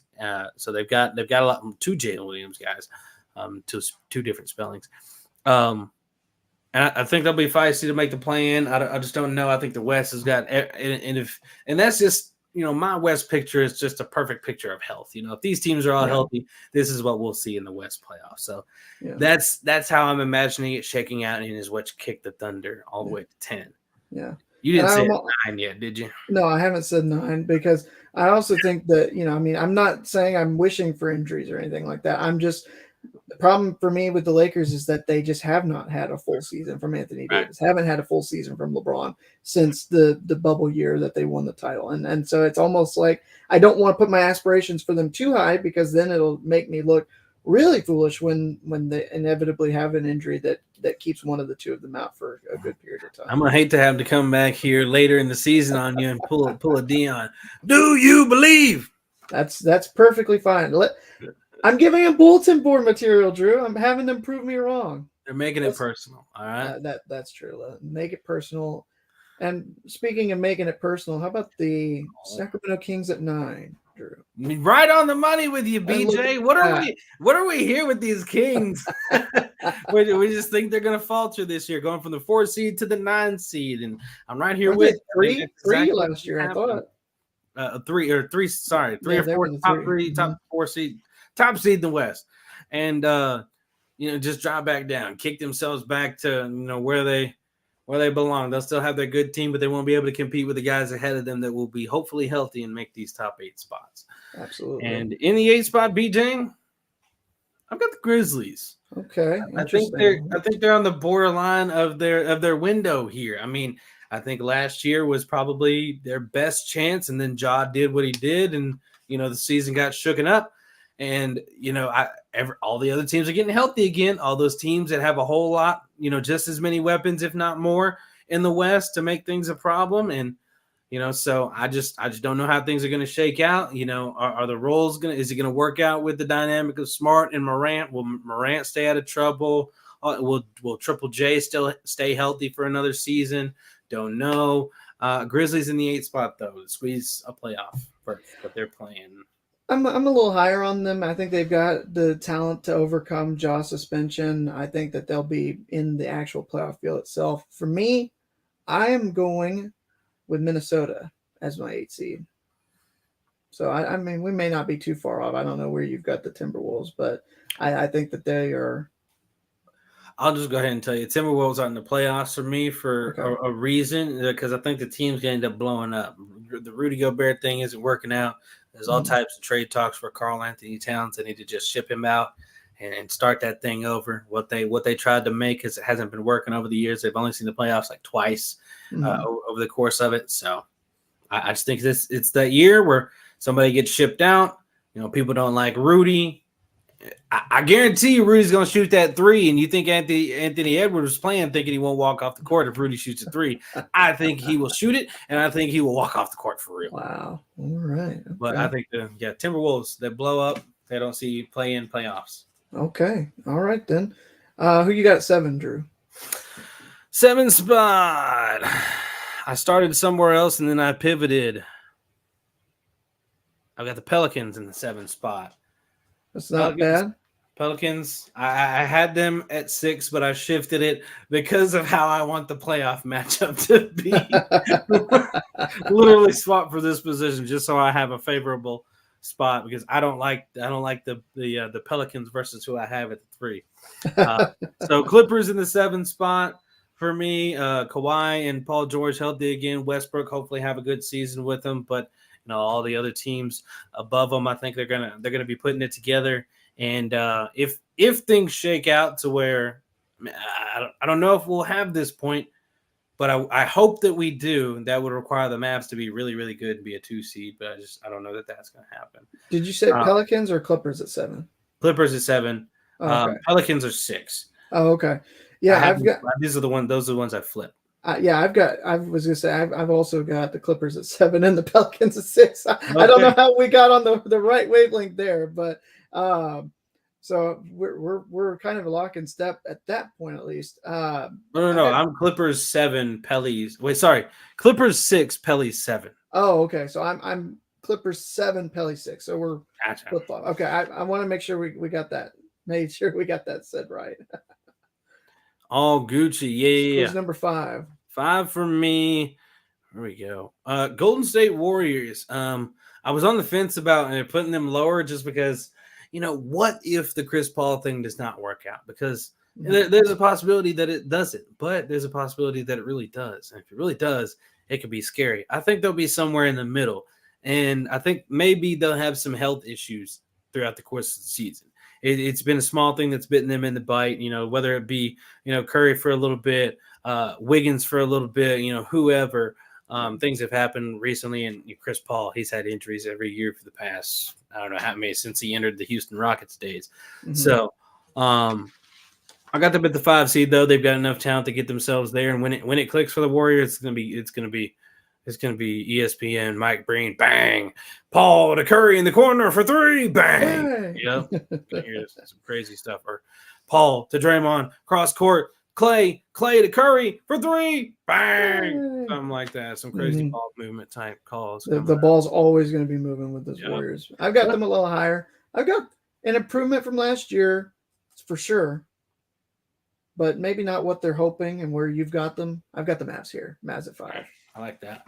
I was a little bit more generous with our Mavericks. They're in the 4 spot. for me. I think it's going to work out a little bit better than that. I think our trust in the youth and putting them in this starting lineup is going to work out well for us. Omax is going to give us that Dorian Finney-Smith stuff that we need out there in the wing. Lively's going to pan out as a young rookie at the center position, led by Kyrie Irving and Luka Doncic, and that duo is going to play enough games together to matter enough to boost them up to a 4 seed. And I think they'll be the highest scoring duo in the WNBA, the NBA, the highest scoring duo in the NBA, and and Luka will get MVP. Kyrie is going to be that clutch guy. I think things are going to work out and click this year. I think they have to. I don't think we can afford to miss the playoffs or be a low bottom seed facing somebody tough in the first round. We need to get back to where we were a couple of years ago. I agree. I think that this is, if we're just one spot off here, I've got them in the 5 matchup. You got them as the 4 and the 4-5. So for me, their matchup, you've got them facing Golden State. Mm-hmm. I've got the rematch of the 21 semis, Phoenix down here. Oh, I don't want that. No, I don't want it either. But I think that this is a really good Phoenix squad. I really like Bradley Beal kicks our butt. I don't want that. I've one of the last games I went to cover, not one of the last, but before playoffs, one of the games I went to cover was a game where we were playing the Wizards. Bradley Beal was busting our butts. Yeah, he does some like 2 guards in the NBA that always have their way with the Mavericks or have pretty good games. Bradley Beal, CJ McCollum. Leave us alone, please. Yeah. Good thing I didn't do playoffs based on the matchups I wanted to see. It might have been a whole lot different. Yeah. 3 spot for me. It's those LA Lakers, BJ. Don't underestimate them. I think we're going to get more games this year out of Anthony Davis, and that's what's going to propel them up there. I mean, and when Anthony Davis plays 60-plus games, depending on what they look like as a defensive unit, which they're always usually pretty good defense, they're contenders, and I think they're going to be this year. LeBron James running out of time on the clock. He's got a nice, healthy season, number 21. Anthony Davis going to have a good, healthy season. Fingers crossed. And Lakers get that 3 seed. And if it pans out, the matchup that I want for them, BJ, I want them to face the Clippers and send them home in the first round. Understandable. I've got Golden State here as the 3 seed. I think that they've got the talent, and when they are fully clicking, as you mentioned, they're going to be scary good. I mean, it's tough not to really think that they have seemingly gotten better, even though they feels like they may have gotten a little bit older with Chris Paul coming in. But I mean, who said old heads don't know how to ball? and regardless of what I've got here set up for these preseason playoff predictions here, I would be so very satisfied if the Mavericks met the Clippers in the playoffs. Yeah, and knock them out. Oh yes, I mean Luka was enough of a problem for him.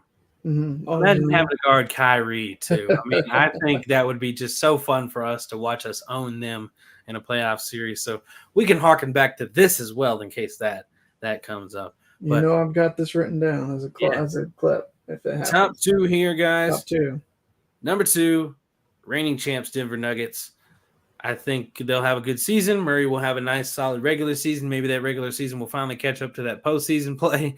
And but Nuggets will be a powerhouse. Jokic is going to do Jokic things. Aaron Gordon will do Aaron Gordon things and play his role defensively and score for them on offense. They'll be able to retool the replacement of Bruce Brown and get some more production off of their bench for that. And they'll be back as the top seed in the West. So you have Denver at 2, you say? Denver at 2. Okay, so that means you've got Phoenix at 1, right? Phoenix at 1. Okay. I went a little bit different. I've got Denver as the 1 seed and Memphis as the 2. I think that Memphis, even with Ja being out, I think I've liked the talent that they've still got on their roster. I think we're underestimating, the acquisition. What was Phoenix for you? What's it? Phoenix was 4. Phoenix was 4. Oh, yeah. Phoenix versus Dallas is the 4-5. No, I know you don't like the matchup. I'm not saying that I think that they're going to underperform or anything. I really like the 3 teams that I've got ahead of them. Fair enough. It's so crazy, Drew. Like I said, I mean, it may be 1 game separating 1, 2, 3, 4, or something like that along those lines. But yeah, it's going to be fun to watch, especially in the West. It's going to be just an all-out Donnybrook all year long. Now, yes. Normally this would be about the time that we're ending the show, but we still got a lot to get to. Why don't we shift gears and talk about what's on Drew's mind for this installment of the episode. Let's do it, baby. What's on Drew's mind today? I got 10 things from our childhood, BJ. Okay. I follow a creative little account over on X, formerly known as Twitter, called Nostalgia from Our Childhood. And they've had some tweets out, and I'm just like, oh my goodness, yeah, I remember blah blah blah. And it just got me so intrigued. So I went through their profile, and I was just like, man, this is so interesting. Why don't I just make this what's on Drew's mind today? And I picked some of the recent ones. Some I had to scroll back for just because I wanted to pick ones that resonated with me the most. And I had some stories kind of that harken back with some of these. So let's run through some of these in here. We'll pop in and out of these images here, because I want to be able to scroll through and find some of the other ones, because they're kind of split up a bit. So don't want to get you too lost in that. So let me pull that up for you here. I'm getting the wrong. There it is. So here we go. First one is Yogo's Candy. BJ, do you remember this little bag of candy balls? It's like sweet, sugary candy. No, I don't actually, believe it or not. I'm trying to. It doesn't ring a bell. I don't know. I don't. Small bag. There were 6 packs at the store.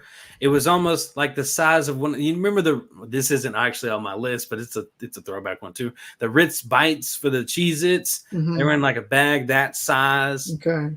I don't remember them, but I mean, I'm not saying that they didn't exist or anything like that, but right. Yeah, I don't remember them. Well, they were a thing, BJ, and they were actually some delicious candy, as a matter of fact, just so you know. So they didn't have the dates marked for the year for these right here, but I think they were back when we were in elementary and middle school. I don't remember them in high school. I don't think they made it. They were one of those that had an era of a few years. But I remembered them. And you probably remember this. You saw this in many a classroom coming up, BJ, and everybody did, especially if your teacher had a classroom that didn't have the one on the wall because it was so old and busted. Yeah, pencil sharpeners right here. Those ones on the walls were always so rickety rackety. Sometimes they would destroy your pencil, and we had to get an upgrade eventually. And these sharpeners right here were the real deal. I remember. Look at the one in the chat as well. Yeah, I was about to say, I remember those too. That one too. That was definitely a thing. I had some handheld ones that I had like in my backpack and things like that. So there were a bunch of different versions of pencil sharpeners, but everybody remembers. I remember both of those versions. Yes, sir. Yeah, you definitely remember those bad boys. And BJ, did you ever have a Game Boy growing up? I didn't have a Game Boy, but I remember the Game Boy. Oh, you don't have a Game Boy. Well, I had a Game Boy, BJ, and I had this little doohickey alongside with it, so I could play that bad boy in the dark. That flashlight plug-in on the side for your Game Boy Color. It's just like what people have to read books nowadays, the little book lights. I used to have one when I actually read books when they made me. But this little light right here was so handy because you couldn't turn the brightness up on your good old Game Boy Color. You needed these lights plug in to play these bad boys in the dark at night. It makes sense. I didn't have a Game Boy, but I definitely remember that era for sure. Right. And we're 3 of them in so far. So let's take a look at number 4. This one had a video with it. I wanted to watch it earlier, but I didn't have time. I think my power went out at this time. So I got to make sure that we check out this video here. I think I accidentally passed it. Oh, I did. Okay. Oh, I was making some noise. All right. So let's check out this video. This is waffle sticks, BJ. I don't know if you recall this item, but let's take a look at this former commercial of waffle. There's a new breakfast that's creating quite a lot of noise. Pillsbury X. Waffle sticks come with their own dipping cup of rich, sweet syrup, so you can resist scooping, dunking, and dipping every crispy, syrupy bite. Pillsbury waffle sticks. Dare to dip. I'd forgotten about that. I do remember that, though. I did not remember that commercial. No, I remember that commercial. I remember the product from that commercial now. Wow. Oh, man. I'd forgotten about the guy in the hospital screaming. That's hilarious. Oh man. Waffle sticks, man. I forgot about them until I saw them. I remember Yeah, I the know. cinnamon sticks, the cinnamon stick Eggos one that you pop in. Yeah. I think they still sell them today. Those I think those they are do. delicious. Yeah. The waffle stick. I'm gonna have to see if I can get that video as my ringtone now. Oh my goodness. Taking a stroll down memory lane still, BJ. Here's number 5 on this list. Okay, so this is probably when we were definitely in elementary school. Did you remember like the soda machines that used to be like, I don't know, 50 cents a soda, Yes. 75, the cheap days back in the day? Yeah. Do you The value. remember this when you would go to the machine and buy a bottle of soda and open up and find, Oh yes. please play Yeah. again, Yeah. get you a free Mountain Dew or Pepsi 20 ounce for free? I do remember that. Yeah. This is the only reason I was buying bottles of soda, because I wanted to win a free drink. Yeah. Cash these in at a football game. This would work at the concession stands at high school football games. Yes. You present them these bad 100%. boys. They would probably just pocket them and go use them at a convenience store or something. Be like, hey, I won this. Can I give me a free 20 ounce? Okay. But I used to be able to use them at concession stands. So, and I definitely did. So I was. Oh yeah, I remember on those the- on the days. prowl with those bad boys. I remember I think Dr. Pepper did them too, because I remember the Yes. bottles of Dr. Pepper would also have a you're a winner or whatever. Yes, absolutely. And BJ, you remember our days in school, and they were still wheeling this bad boy out when I got to high school as well. I'm sure you know where I might be going with this bad boy now. Too. These old TVs right Yeah. here.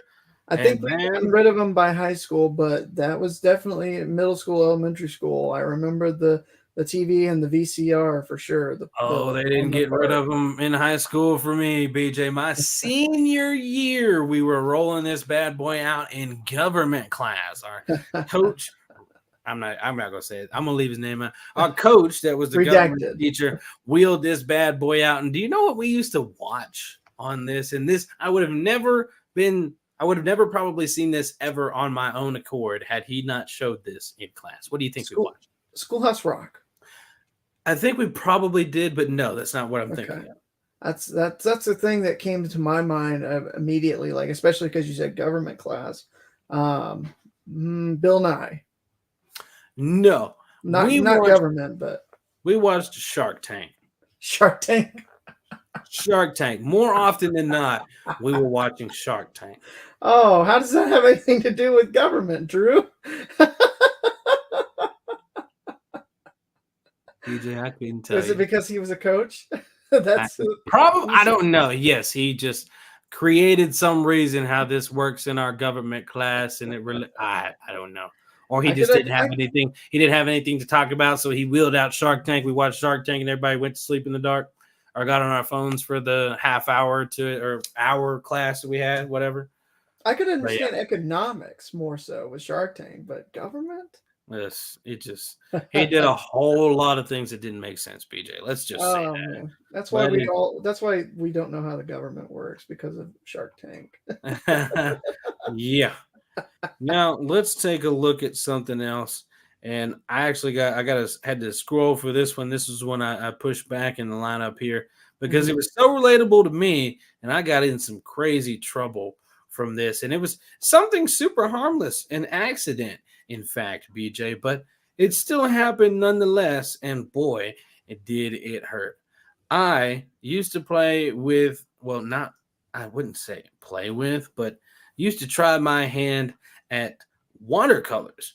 BJ, they used to have the little bitty like a 7 or 8 color set of watercolors for you to mess around with as a kid, and you got like 1 or 2 little skinny paint brushes in there. You had red, blue, green, purple, and all of that, and I still can't find the doggone watercolor picture that I had on here. Dang it, I must have went real far. But yeah, it was a little like 7 or 8 set. There it is. Finally, Jesus Christ. It was not going to help out what I was trying to illustrate today at all. Here it is right here. Oh, yes. In there, a little bitty watercolor set. You can see the spot for your one little paintbrush. I used to use this, get bored, find something to do. If I was grounded, I ain't got nothing to do. Let me just paint something. I was not an artist, by the way. I sucked at it. Yeah. But I was painting in the bathroom one day. I wasn't painting on my bathroom things or anything because I have a large dad. He would definitely whoop my butt. But I was painting in there my little watercolors and whatnot, painting on something. I must have had a book or whatever. But I dropped the little paintbrush down this vent that was on the floor. Uh-oh. And I was like, oops, I dropped the paintbrush. And guess who got their butt busted for dropping that paintbrush down the vent by accident? Me. You. Got toe up. And I was like, man, it wasn't on purpose. This got beat. And I'm like, man. And then later got an apology like, what? It don't help. I'm hurting. My booty stings still. But yeah, some watercolors, BJ. And here's another one. And gosh, this is a super blast from the past. This makes me smile because I saw this everywhere. And this might make you smile too and toss you back to when you used to walk into the grocery stores and shop with good old mom and dad. These coupon dispensers in your local Brookshires. I remember those. Man, yes. there were like 4 or 5 on every aisle, and it was like back and forth on each side of it. Just so many coupon things everywhere.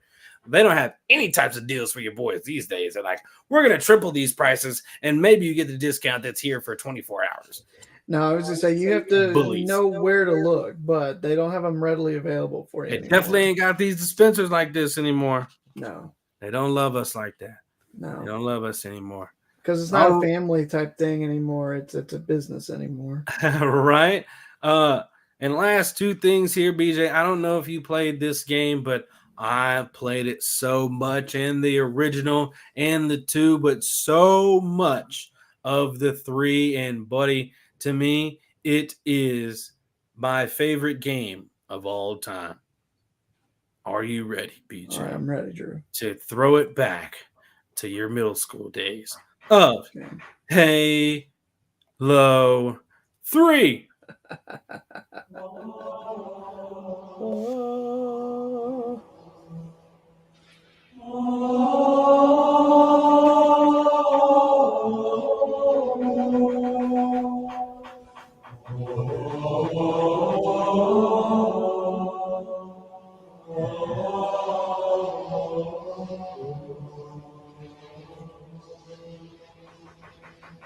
I just wanted to sing that part for you. It doesn't even feel right to talk after that, man.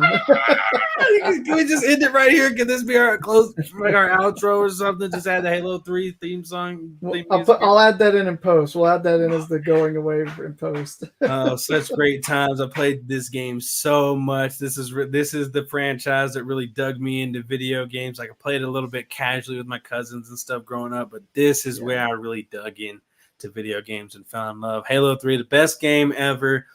People actually still play that bad boy online. They've made new games, Halo Infinite, Halo, and all that other stuff, but nothing will ever compare to 3, the best one ever. And man, it gives me chills to hear the theme from the theme. I used to play this game with my cousins and online and with my brothers so much. There's a lot tied to Halo 3. A lot tied to Halo 3. And that's number 9. And one more, Mr. BJ, on this blast from the past, if you will. I almost went with these throwback Doritos on here, but I thought I'd go with something a little bit more creative, something that had a little bit of a longer run back in its day, BJ. And then the number 10 spot for our top 10 things from our childhood, BJ, this ketchup right here.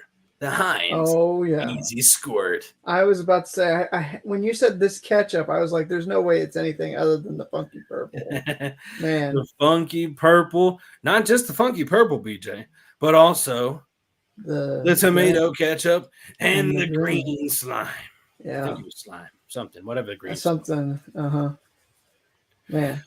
Yeah. Oh, blasted green. There we go. Blasted green, yeah. And they're your Heinz bottles right there. Yeah. Those had an era of 2000 to 2006. Now that's one that they should absolutely bring back. Yeah, look at that. I mean, Right, that's so much fun for kids, right? Like, and it's not harmful or anything like that. I mean, you might think it looks weird or whatever, but that's part of the fun. It's like it tastes like regular ketchup, but it's different color. So, and take a look at this over here. If I can get it up, that's what she said. True. Look at that. Right. And those are the top 10 things from our childhood and what is on Drew's mind. Awesome stuff, man. That's a blast from the past. I appreciated that. Oh, I appreciate that walk down memory lane. Yes, well, indeed. I know a team that isn't necessarily appreciating a walk down memory lane because the last 4 times that they went on this walk down memory lane, they ended up losing in the WNBA finals all 4 of the previous times, and Drew, they're 1 loss away from an unprecedented 5th time losing, and that's New York Liberty. BJ, we did all this waiting for the matchup. We wanted all season, and it has been kaput. Yeah. 17-point loss in the first outing. Yeah, a 28-point loss in the second outing. That was just not even close from the get-go. I mean, there was a second quarter little burst there by Liberty to get it within, 10 points, but it ended up blowing up again in the third quarter, and it's just there's no sign of life for New York at all. They've looked pitiful, and Sandy Brondello has let the world know about it, make some comments in the press conference, like no effort, just a whole lot. I'm going to have to find the full quote from her because she tore into him. Hold on. I feel like I had it. I would say so. We go back to game 1, and I mean, they were leading and playing well in the first half, and then it was just a great run by the Aces in the second half that really turned what was a close game into a big time win for the Aces. But this one, it's tough to win games, Drew, when you get outscored 19-2 to start the game. Yeah, it was a disgusting start. And I found the quote here. I did have it. We had this is from Sandy Brondello, said, quote, "We had no resistance, and that's what I'm disappointed about, is that we didn't compete," Brondello said. Whew, that's already a tough start. There was no grit, and we talked about it from the first game, and we know how to fight. We've got to find some urgency. We've got to take some pride in playing better than what we did. No one's at all very happy or satisfied with how we played these last 2 games. Yeah. Vegas is playing their best basketball at the moment. They're playing with all the confidence. You see the chemistry that they have. And for us, we haven't taken steps forward, Brondello said. We haven't shown it. Yeah. She's right. I mean, she's absolutely right. They're looking lackluster, some like deer in the headlights for some of the players. Like Sabrina, your X factor hasn't shown up, BJ. Not at all. John Quell has. I mean, she's the only one getting some work in, frankly. I mean, keeping them in ball games. Stewie's been Everybody, Sloot's been, what's going on here? And they just haven't been together as a group, and they're getting beat by 6 players. Aces haven't had to touch their bench. Those other players may not see any PT in these finals because, they're going to see a little bit of the tail end of garbage time, maybe, but the Aces have been playing for the majority of these games, but, New York just haven't had any life. They're letting everything get exploited. Jackie Young's having a phenomenal series so far. She's Chelsea Gray too. Yeah, I mean, all of the Aces, really. I mean, they're dominating them. The Asia's dominating. Chelsea Gray having a great one, like you said, and Kelsey Plum hooping as well. There's 4 players that have a Finals MVP case to some degree on the Aces. I mean, it's really kind of coming down to 2 right now. It's either going to be Jackie or Asia, and depending on this final game, if it ends in 3, is who's it going to go down to? But it's been a shameful showing from the Liberty so far. And game 2 was was crazy because I was watching the game and talk about the 19-2 lead. In that early showing in that first quarter, Asia stepped out and hit a 3. Chelsea Gray hit a ridiculous last-second 3-pointer. I mean, she had a no-look that wasn't even supposed to be caught by Asia, but was caught by Asia and put up for the lay. Like, some crazy things were happening. So many people in the basketball space, Nikias Duncan, Mark Schindler, from names that I remember from seeing on social media, saying that was the best basketball that they had ever watched. Yeah, the Aces were clicking in every facet of the game. Like it was just a phenomenal display of hoop. I mean, like Yeah. Like if you want to take a picture of your eyes with something, that's one of those. Or hit record on your brain button and just watch that whole game back one day and replay it in your mind. That's one of those that you want to do. Yeah, I like, mean, you're talking about you're the Liberty. You want to throw that in the trash and never look at it again. most definitely. I mean, you're talking about for the Aces, 53% field goal percentage for the entire game and 45% from deep. I mean, that's absurdly above average, which is, I mean, we're used to them, having numbers like that. But in this kind of an environment, in this kind of game where you're supposed to be having, everything's supposed to get tougher. It's supposed to be a tougher matchup. It's supposed to be tougher to get points in this kind of a contest. When you're shooting that well, of course you're going to do as well as we saw for the Aces starting off this game and going through, especially in the second half, and just flat out dominant. Because otherwise, you look at the matchup. I mean, Vegas only had 5 more rebounds than the Liberty did. It's the difference in field goal percentage was the disparity. Vegas shooting 53, New York 36, and the Aces 45 from deep, while the Liberty shot 23% from beyond the arc. You talk about that being the difference every time out. This series has only felt like it's had, competitive life for a half. Yeah, like a half's worth. The first quarter of game 1 and the second quarter of game 2. The rest of it's been all Aces completely. Like this domination. The Wings played a closer series against the Aces than these Liberty have so far. And man, BJ, if we talk about, I don't know off the top of my head if there's ever been an NBA team to completely run the table and not lose to win an NBA championship. I don't believe there has. There's been one that has lost one game, and that was those 2001 Lakers, the year Iverson won MVP, and they beat the Lakers in, I think, game 1 of that series. Then the Lakers won the rest of it. They didn't lose but that one game. Yeah, but in WNBA. Before the 2000s, the 83 Sixers went 12-1 in the playoffs, losing their only game to the Bucks in the Eastern Conference Finals. Okay. 12-1 there, and then however many it was for the Lakers should have been. It's probably 12-1 the same, right? I think so. So, I mean, there's been a couple of teams in the NBA that has done it and lost one time. One time.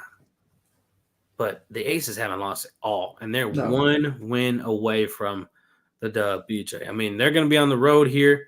Goodness, that would be probably the gut punch that Asia wants to give, the WNBA, not necessarily Stewie. Stewie did get the award from her, but, to the WNBA and whoever, gave her the 4th, place vote out there that, kind of, was probably the doom for her a little bit in the end. If that 4th place vote turns into a 1st place vote, that's a little bit more points. But it's probably not enough to make all the difference, but still insulting nonetheless. Yeah. And I bet it becomes a 1st place vote when she becomes the WNBA Finals MVP. I'll tell you. Yeah, she's gotta be gunning for something like that. And at this point, Jackie's got a good case, but I feel like Asia would be should get the title, but be a little bit sick on the low if she doesn't get a Finals MVP. Got to come away like, okay, you got that little regular season MVP, but I got the most important, the Finals MVP. And the Finals trophy, yeah. But it's just kind of crazy to wrap my mind around that this team is about to win it all again without Candace Parker and run the table in the playoffs, all without Candace Parker. Yeah, I know. I mean, you're talking about one of the best players of all time. She hasn't even been, active since July, Drew? Yep, early July. Yeah, before I came down here. That was the last game I saw. Aces Wings. Yeah. That was the last game that she played. And I mean, and you think about they haven't really needed her. It's the thing. I mean, this is just a fantastic team, and it's tough to see like this is the matchup we wanted, and they're just proving that nobody's in their class, not even the other super team that spent all this time getting, bringing in Jonquel, bringing in Stewie, getting Vandersloot. They've got a good team, but they're not the Aces. The Aces haven't lost in 46 days.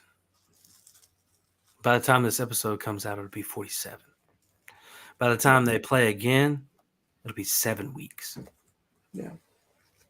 49 it's tough. I mean, you're talking about like NFL numbers in terms of the last time that the Aces would have lost the game, and they played a whole heck of a lot more games in that span than an NFL team would have. But yeah, And it's otherworldly. It's some historic stuff, and not only will they set history in those regards, but they'll be the first back-to-back champs since the Sparks back in 1 and 2.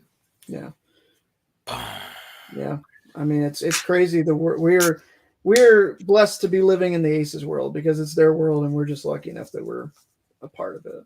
Facts. And the Aces, the team that they swept in the first round, the Chicago Sky, they, BJ, just got a new head coach. And that was actually announced just a few hours before this point right now that we're talking about it, in a couple of hours before we began our episode recording here today, officially from the Chicago Sky, that Teresa Weatherspoon will be the new head coach of the franchise. Yes, indeed.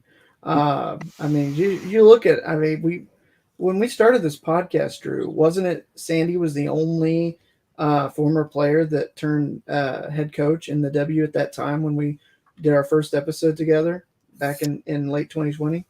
At that time, let's see, who was coaching back then? I know Sandy was. Probably. I don't think that there was anybody else that was in the league that as a head coach that was a former player.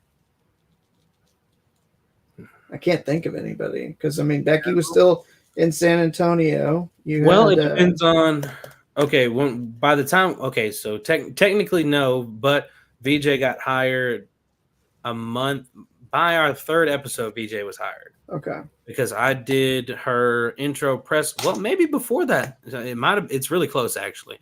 But her intro presser was – I remember where I did her intro presser. It was just before I graduated in December that year.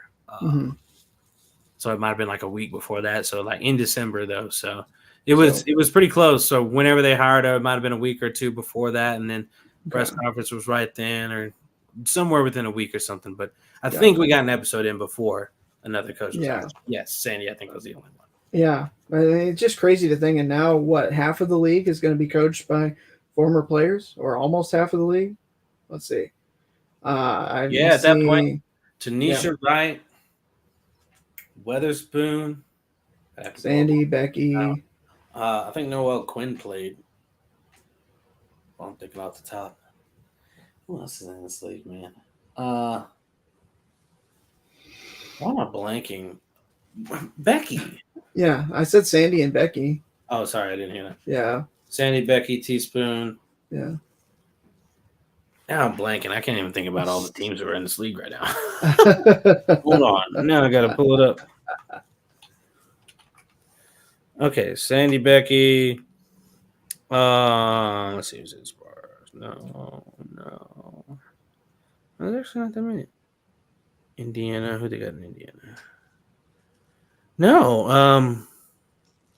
I don't know. This is going to take too long for me to get an actual number on here. I'm overthinking it now. But there's definitely more now, and it's encouraging for sure for the league in the direction that they want to go.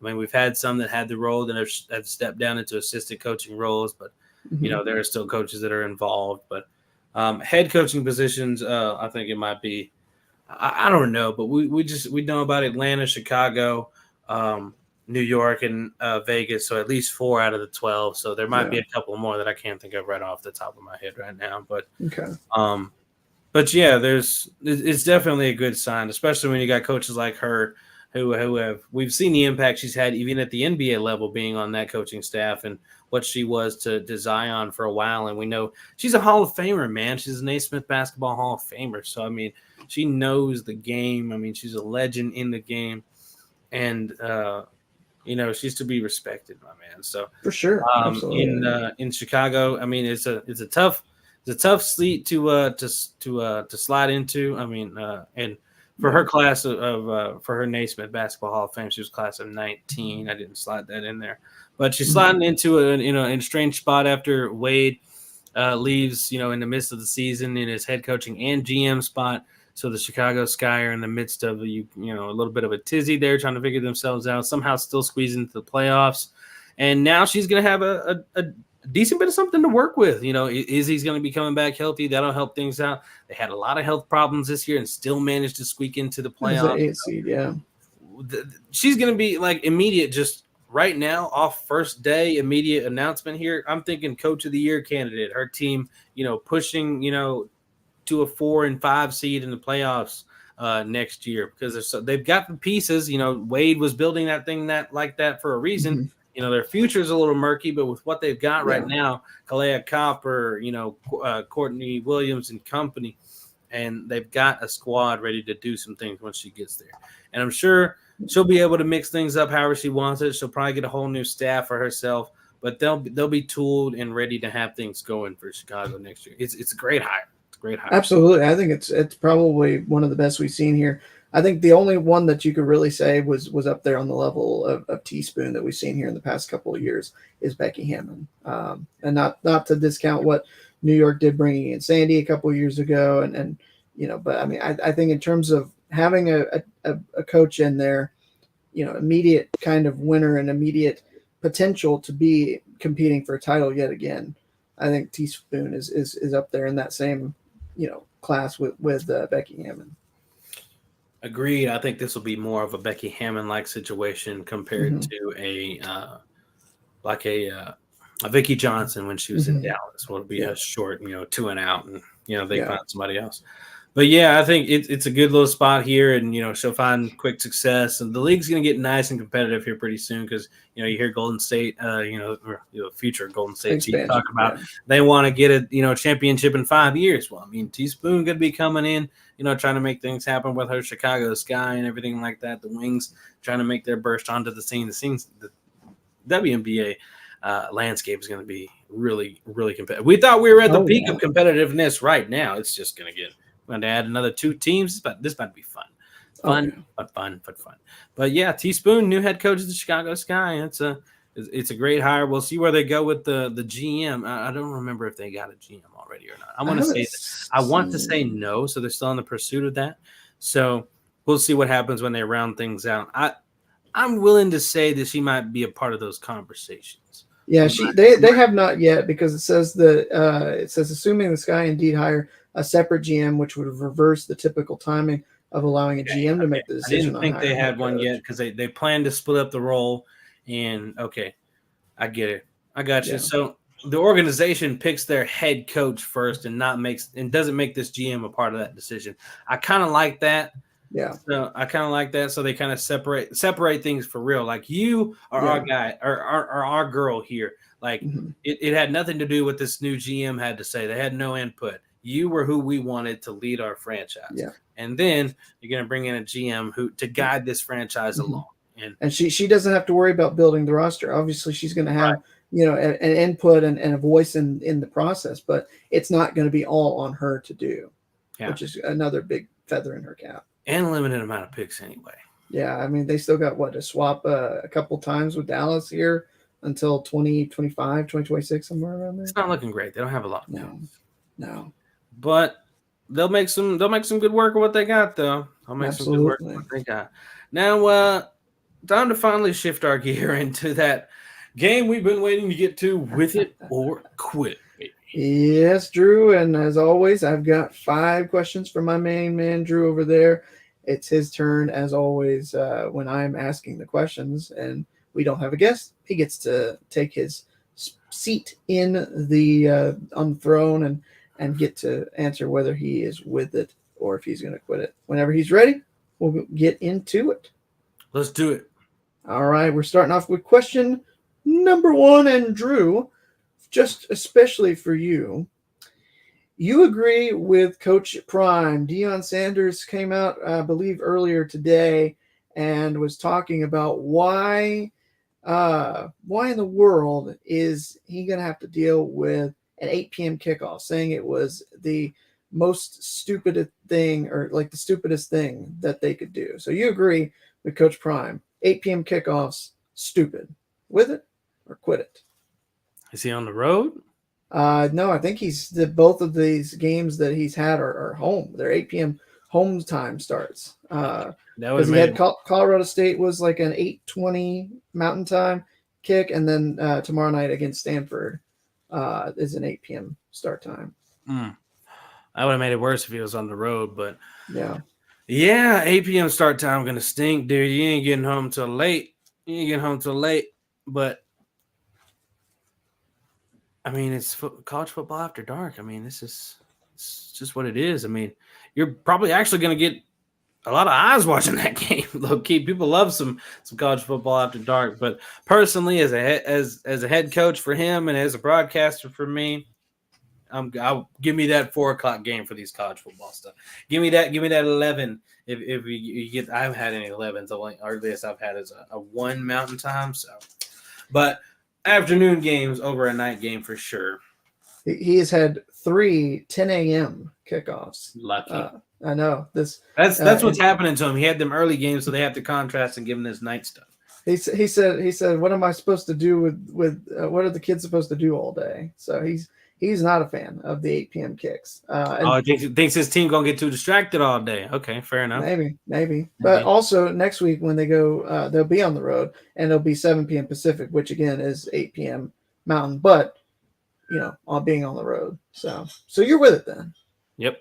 All right. With it. On to question number 2. And Drew, for this one, this is more of a choice. So you would I like having a choice. You would take never being stuck in traffic again as opposed to never getting sick again.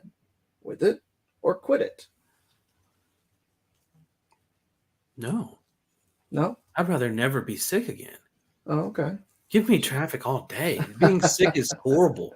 I'm useless. I mean, like people if you're nice enough and you take care of me, that's cool or whatever, but being sick is so miserable. Oh no. Well, put me in the traffic of even give me back in DFW traffic. I'll take it before being sick again. It's just not fun. Even if you get to take a sick day and you're kind of just being able to relax and it just depends on how sick better. I am. Like, what kind of sick am I? Am I just regular sick? Like, I threw up last night. Let me call in. Or like, can I hardly get out of bed and like eat some anything? Or like, TBD. I don't know. Can I hold anything down? Like, it's just the level of sick. Like, if I'm, I threw up last night. That sucked. I got a little bit of a headache. Let me call in. Okay, then I sit around at the desk all day, play some video games or something, probably, whatever, relax, chillax. But usually when I'm sick, I'm sick. So I am going to say quit it. Okay, so 1 and 1. 1 with it, 1 quit it. Thought you had me, huh?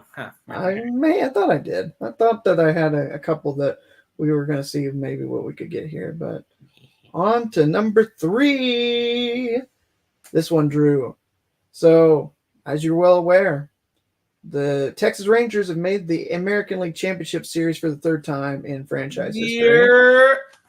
The last 2 times they won the American League Championship Series and went on to the World Series. Now, I don't remember what happened after that, but Drew, the streak continues. The Rangers making the World Series. They're not just content to make it to the ALCS. They're going to make it to the World Series yet again. With it or quit it.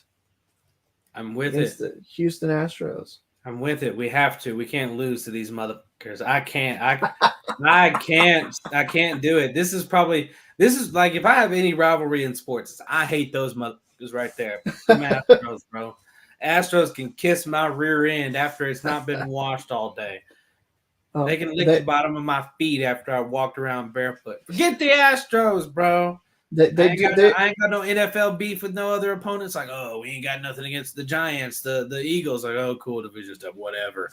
The Mavericks. We suck against the Sun sometimes. Oh, who cares? Whatever. That doesn't matter to me. But these jokers, these Houston Astros, bleep y'all, man. Forget y'all. I don't like y'all.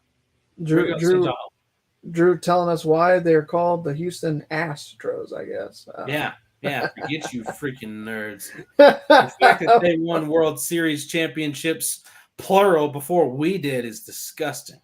And they rubbed it in our face when they did too. So I don't want to just beat them, BJ. I want to beat the out of them. I want to beat the dog out of these Astros. Matter of fact, I want to sweep them. I don't want them to get one game on us.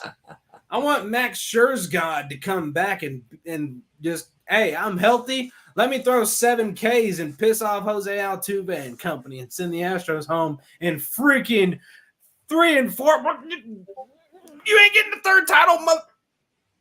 I love the self-censorship, my friend. It goes to a 7-game series now, right? Yeah, it's a 7. So all right, we're gonna send you guys home in 4. I'm say you almost messed up, said 3. 4. Get the brooms out. That's what I need. I need a sweep. I'm not saying it's gonna happen. I need it to happen. Okay. It's going bold. The Astros, bro. It's going bold. I got beat. Well, Texas in 4, and on to question number 4 now. Hashtag go and take it. My man Drew. All right, Drew. This is one that I think is pretty interesting. So, in order to not have to give up cookies for the rest of your life, you would give up every other beverage besides water. With it or quit it. So you can only drink tap water or just water in general, but you don't have to give up cookies. Or do you give up cookies and save like alcohol, soda, tea? What? Oh, come on. This is easy. Bleep them cookies, okay? I drink whatever the heck I want for the rest of my life. I think I'm giving up sweet tea for cookies? Come on. I'm from Texas, right? I'm a Texan with like sweet tea and stuff. Jeez. I'm making my own sweet. I haven't bought store-bought tea one time. I've made it myself up here. You feel me? Because I know how it needs to be made. And yes, I'm gonna give up some liquor for some cookies. Come on. Alcohol stinks, but come on. Come on. Let's get real. Talking about cookies. What's up, Pepper? Talking about cookies. Talking about give up cookies to only drink water for the rest of my life. What? I think mission accomplished with the questions this week. That's my what friend. I'm saying. Give up the cookies. Like, cookies are cool. They bust down every now and then. Get you a good peanut butter cookie, a snickerdoodle every now and then. The OG sugar cookie. You can get frisky and have a raisin or a macadamia every now and then, but ain't that gas. Like you either keep these cookies and drink what, like. There's so many other options out there. I'm not a person that's gonna dive into no brownies or anything like that, but I'm straight up about I let them cookies go. They're expendable. There's a matter of fact, the new movie just came out, Expendables. You can add cookies into the movie as something that's expendable. You ain't taking my liquor, you ain't taking my juice, you ain't taking my soda. You dang sure ain't taking my sweet tea. You gonna leave me with water all day? My taste buds just gonna be like, well, I'm hydrated, but it's boring over here. Oh man, mission accomplished. Oh my goodness, this is the best one I think I've ever done for you, my friend. I'm just saying. All right. Well, since we can't get any more controversial, I guess let's go ahead and get number 5. All right, Drew. Well, maybe this is a little bit more controversial. We just got finished talking about the WNBA finals. No, we just got finished talking about cookies, okay? Well, a couple minutes ago before we started Wiki, we were talking about the WNBA finals. So, yes. Drew, not only are the Aces going to sweep the Liberty this year, but they're going to win the whole darn thing. They're going to three-peat, and they're going to win it all next year. Are you with it, or are you going to quit it? Whoa. It's quite the question with what I'm wearing. Yes, it is. It is quite the question. I wrote this before I knew what he was even rocking tonight. I'm going to say yes. With it. Okay. All right. Just because I don't want to be the guy that was like, you didn't believe that the Aces were going to make we just made history for first back-to-back since the Sparks. How about the first three-peat since the Comets? How about that? And it would have to take another miracle season of a perfect bill of health for this team. And goodness, I mean, they're already probably right now the best team in WNBA history. Next year, if they three-peat, it's a dynasty. Mm-hmm. Immediately off a franchise that was created in 2018. Yeah. I'm going to go ahead and rock with them. Especially if Candace comes back and plays for a healthy season. You know, you add Candace to this mix. I don't see why they don't three-peat. There's nobody in their class. Healthy. Don't see how they don't three-peat. Yeah. I understand the Liberty and what they got over there. Well, we're getting past them right now. You add Candace back to the mix. Who is going to beat them for it all? Now, I guess maybe the question next, what I should do next year is Aces go undefeated with it or quit it. Oh, no, that's crazy. I know. That's a little too crazy. But that is with it or quit it. It is indeed with her to quit. And that is the show, ladies and gentlemen. We haven't had a 2-hour for a while, but we just burst through our first one in season 4, but it was so worth it. I mean, it helps when you've got an hour alone devoted to NBA content, my friend. Oh, for real. That was at least half of this here show today, ladies and gentlemen. But we had to give you the NBA content. The season is around the corner. And, man. Drew, I feel like after this episode, we deserve a week off. Right? I definitely deserve a break. In the meantime, guys, it is the end of the episode, though. Make sure you follow us wherever you get your podcasts at. Make sure you rate and review the show. Hit those 5 stars on Apple and Spotify and wherever else you can rate. I don't know if you can rate everywhere else or not, but definitely on Apple and Spotify. Leave that review over on Apple. If you use Apple, it's the only place you can leave reviews, but we'll take it for sure. Let us know how you feel about the show and give us those 5 stars. We would appreciate it so very much. And, of course, for those that were watching over on YouTube and those that are over on YouTube, make sure you go subscribe if you're not subscribed already. And like and comment on the episodes, guys. You can comment back on old stuff. We don't mind just checking out new listeners, old listeners. I mean, there's probably some content out there that you haven't seen, so make sure you slide on over there. If you were in the chat today, make sure you explore YouTube, anybody over there. So we got a lot of content out there for you. Subscribe to us, like and comment, subscribe. Yeah. Over on the tube. And we got a new episode coming not next week, but 2 weeks from today. BJ and I both have a Thursday night game next week. And I was just told that I'm heading out at 8 a.m. in the morning. So there's no possible way to do an early podcast for us that day. And definitely not a late one because I won't be back until about 3 because it's about a 6 or 7 hour haul on this high school. Goodness gracious, man. It's something. We'll figure something out. Maybe we can see if we can get a bonus episode dropped here in the meantime. Hoping so, as a matter of fact. Hoping so.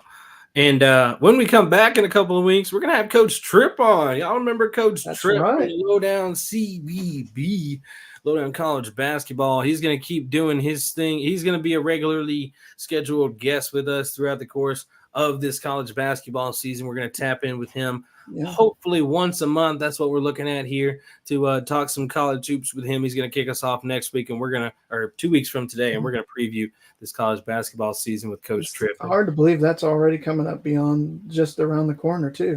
Dude, a month from tomorrow, I'm calling my first college basketball game. Heck yeah. It's coming up quick. Yeah. It's getting real, BJ. Awesome. It'll be a good time. Man. And you got anything to add here, Beach? Before we head out? I was just saying, I mean, we'll miss you next week. Unfortunately, we wish that we were able to get an episode as normally scheduled, and we try not to have too many of those where we're off a week without giving you advance warning. But we're going to be back with a lot of great content before you know it, so be on the lookout for it. Yeah, we'll definitely have to slide in a bonus though, because it'll be like 3 weeks without some NBA, WNBA content because we're coming back and doing college basketball. So we'll slide in some bonus material for you guys. Make sure you look out for it. And stay tuned with all things The Lowdown. Follow us on social media because I always forget to do that thing at the beginning of the episode. Now, on social media at _Lowdown. That's THA_Lowdown. YouTube, Twitch, TikTok, Instagram, X, Facebook. Give us a follow on all those platforms. Over on Twitch, it's just The Lowdown. They took our underscore account, so that's where we're at with that. But you'll be able to find us all the same, just like our chatters here did today. All right, guys, we'll catch you in a couple of weeks for another edition of the Lowdown Sports Show. Go Aces.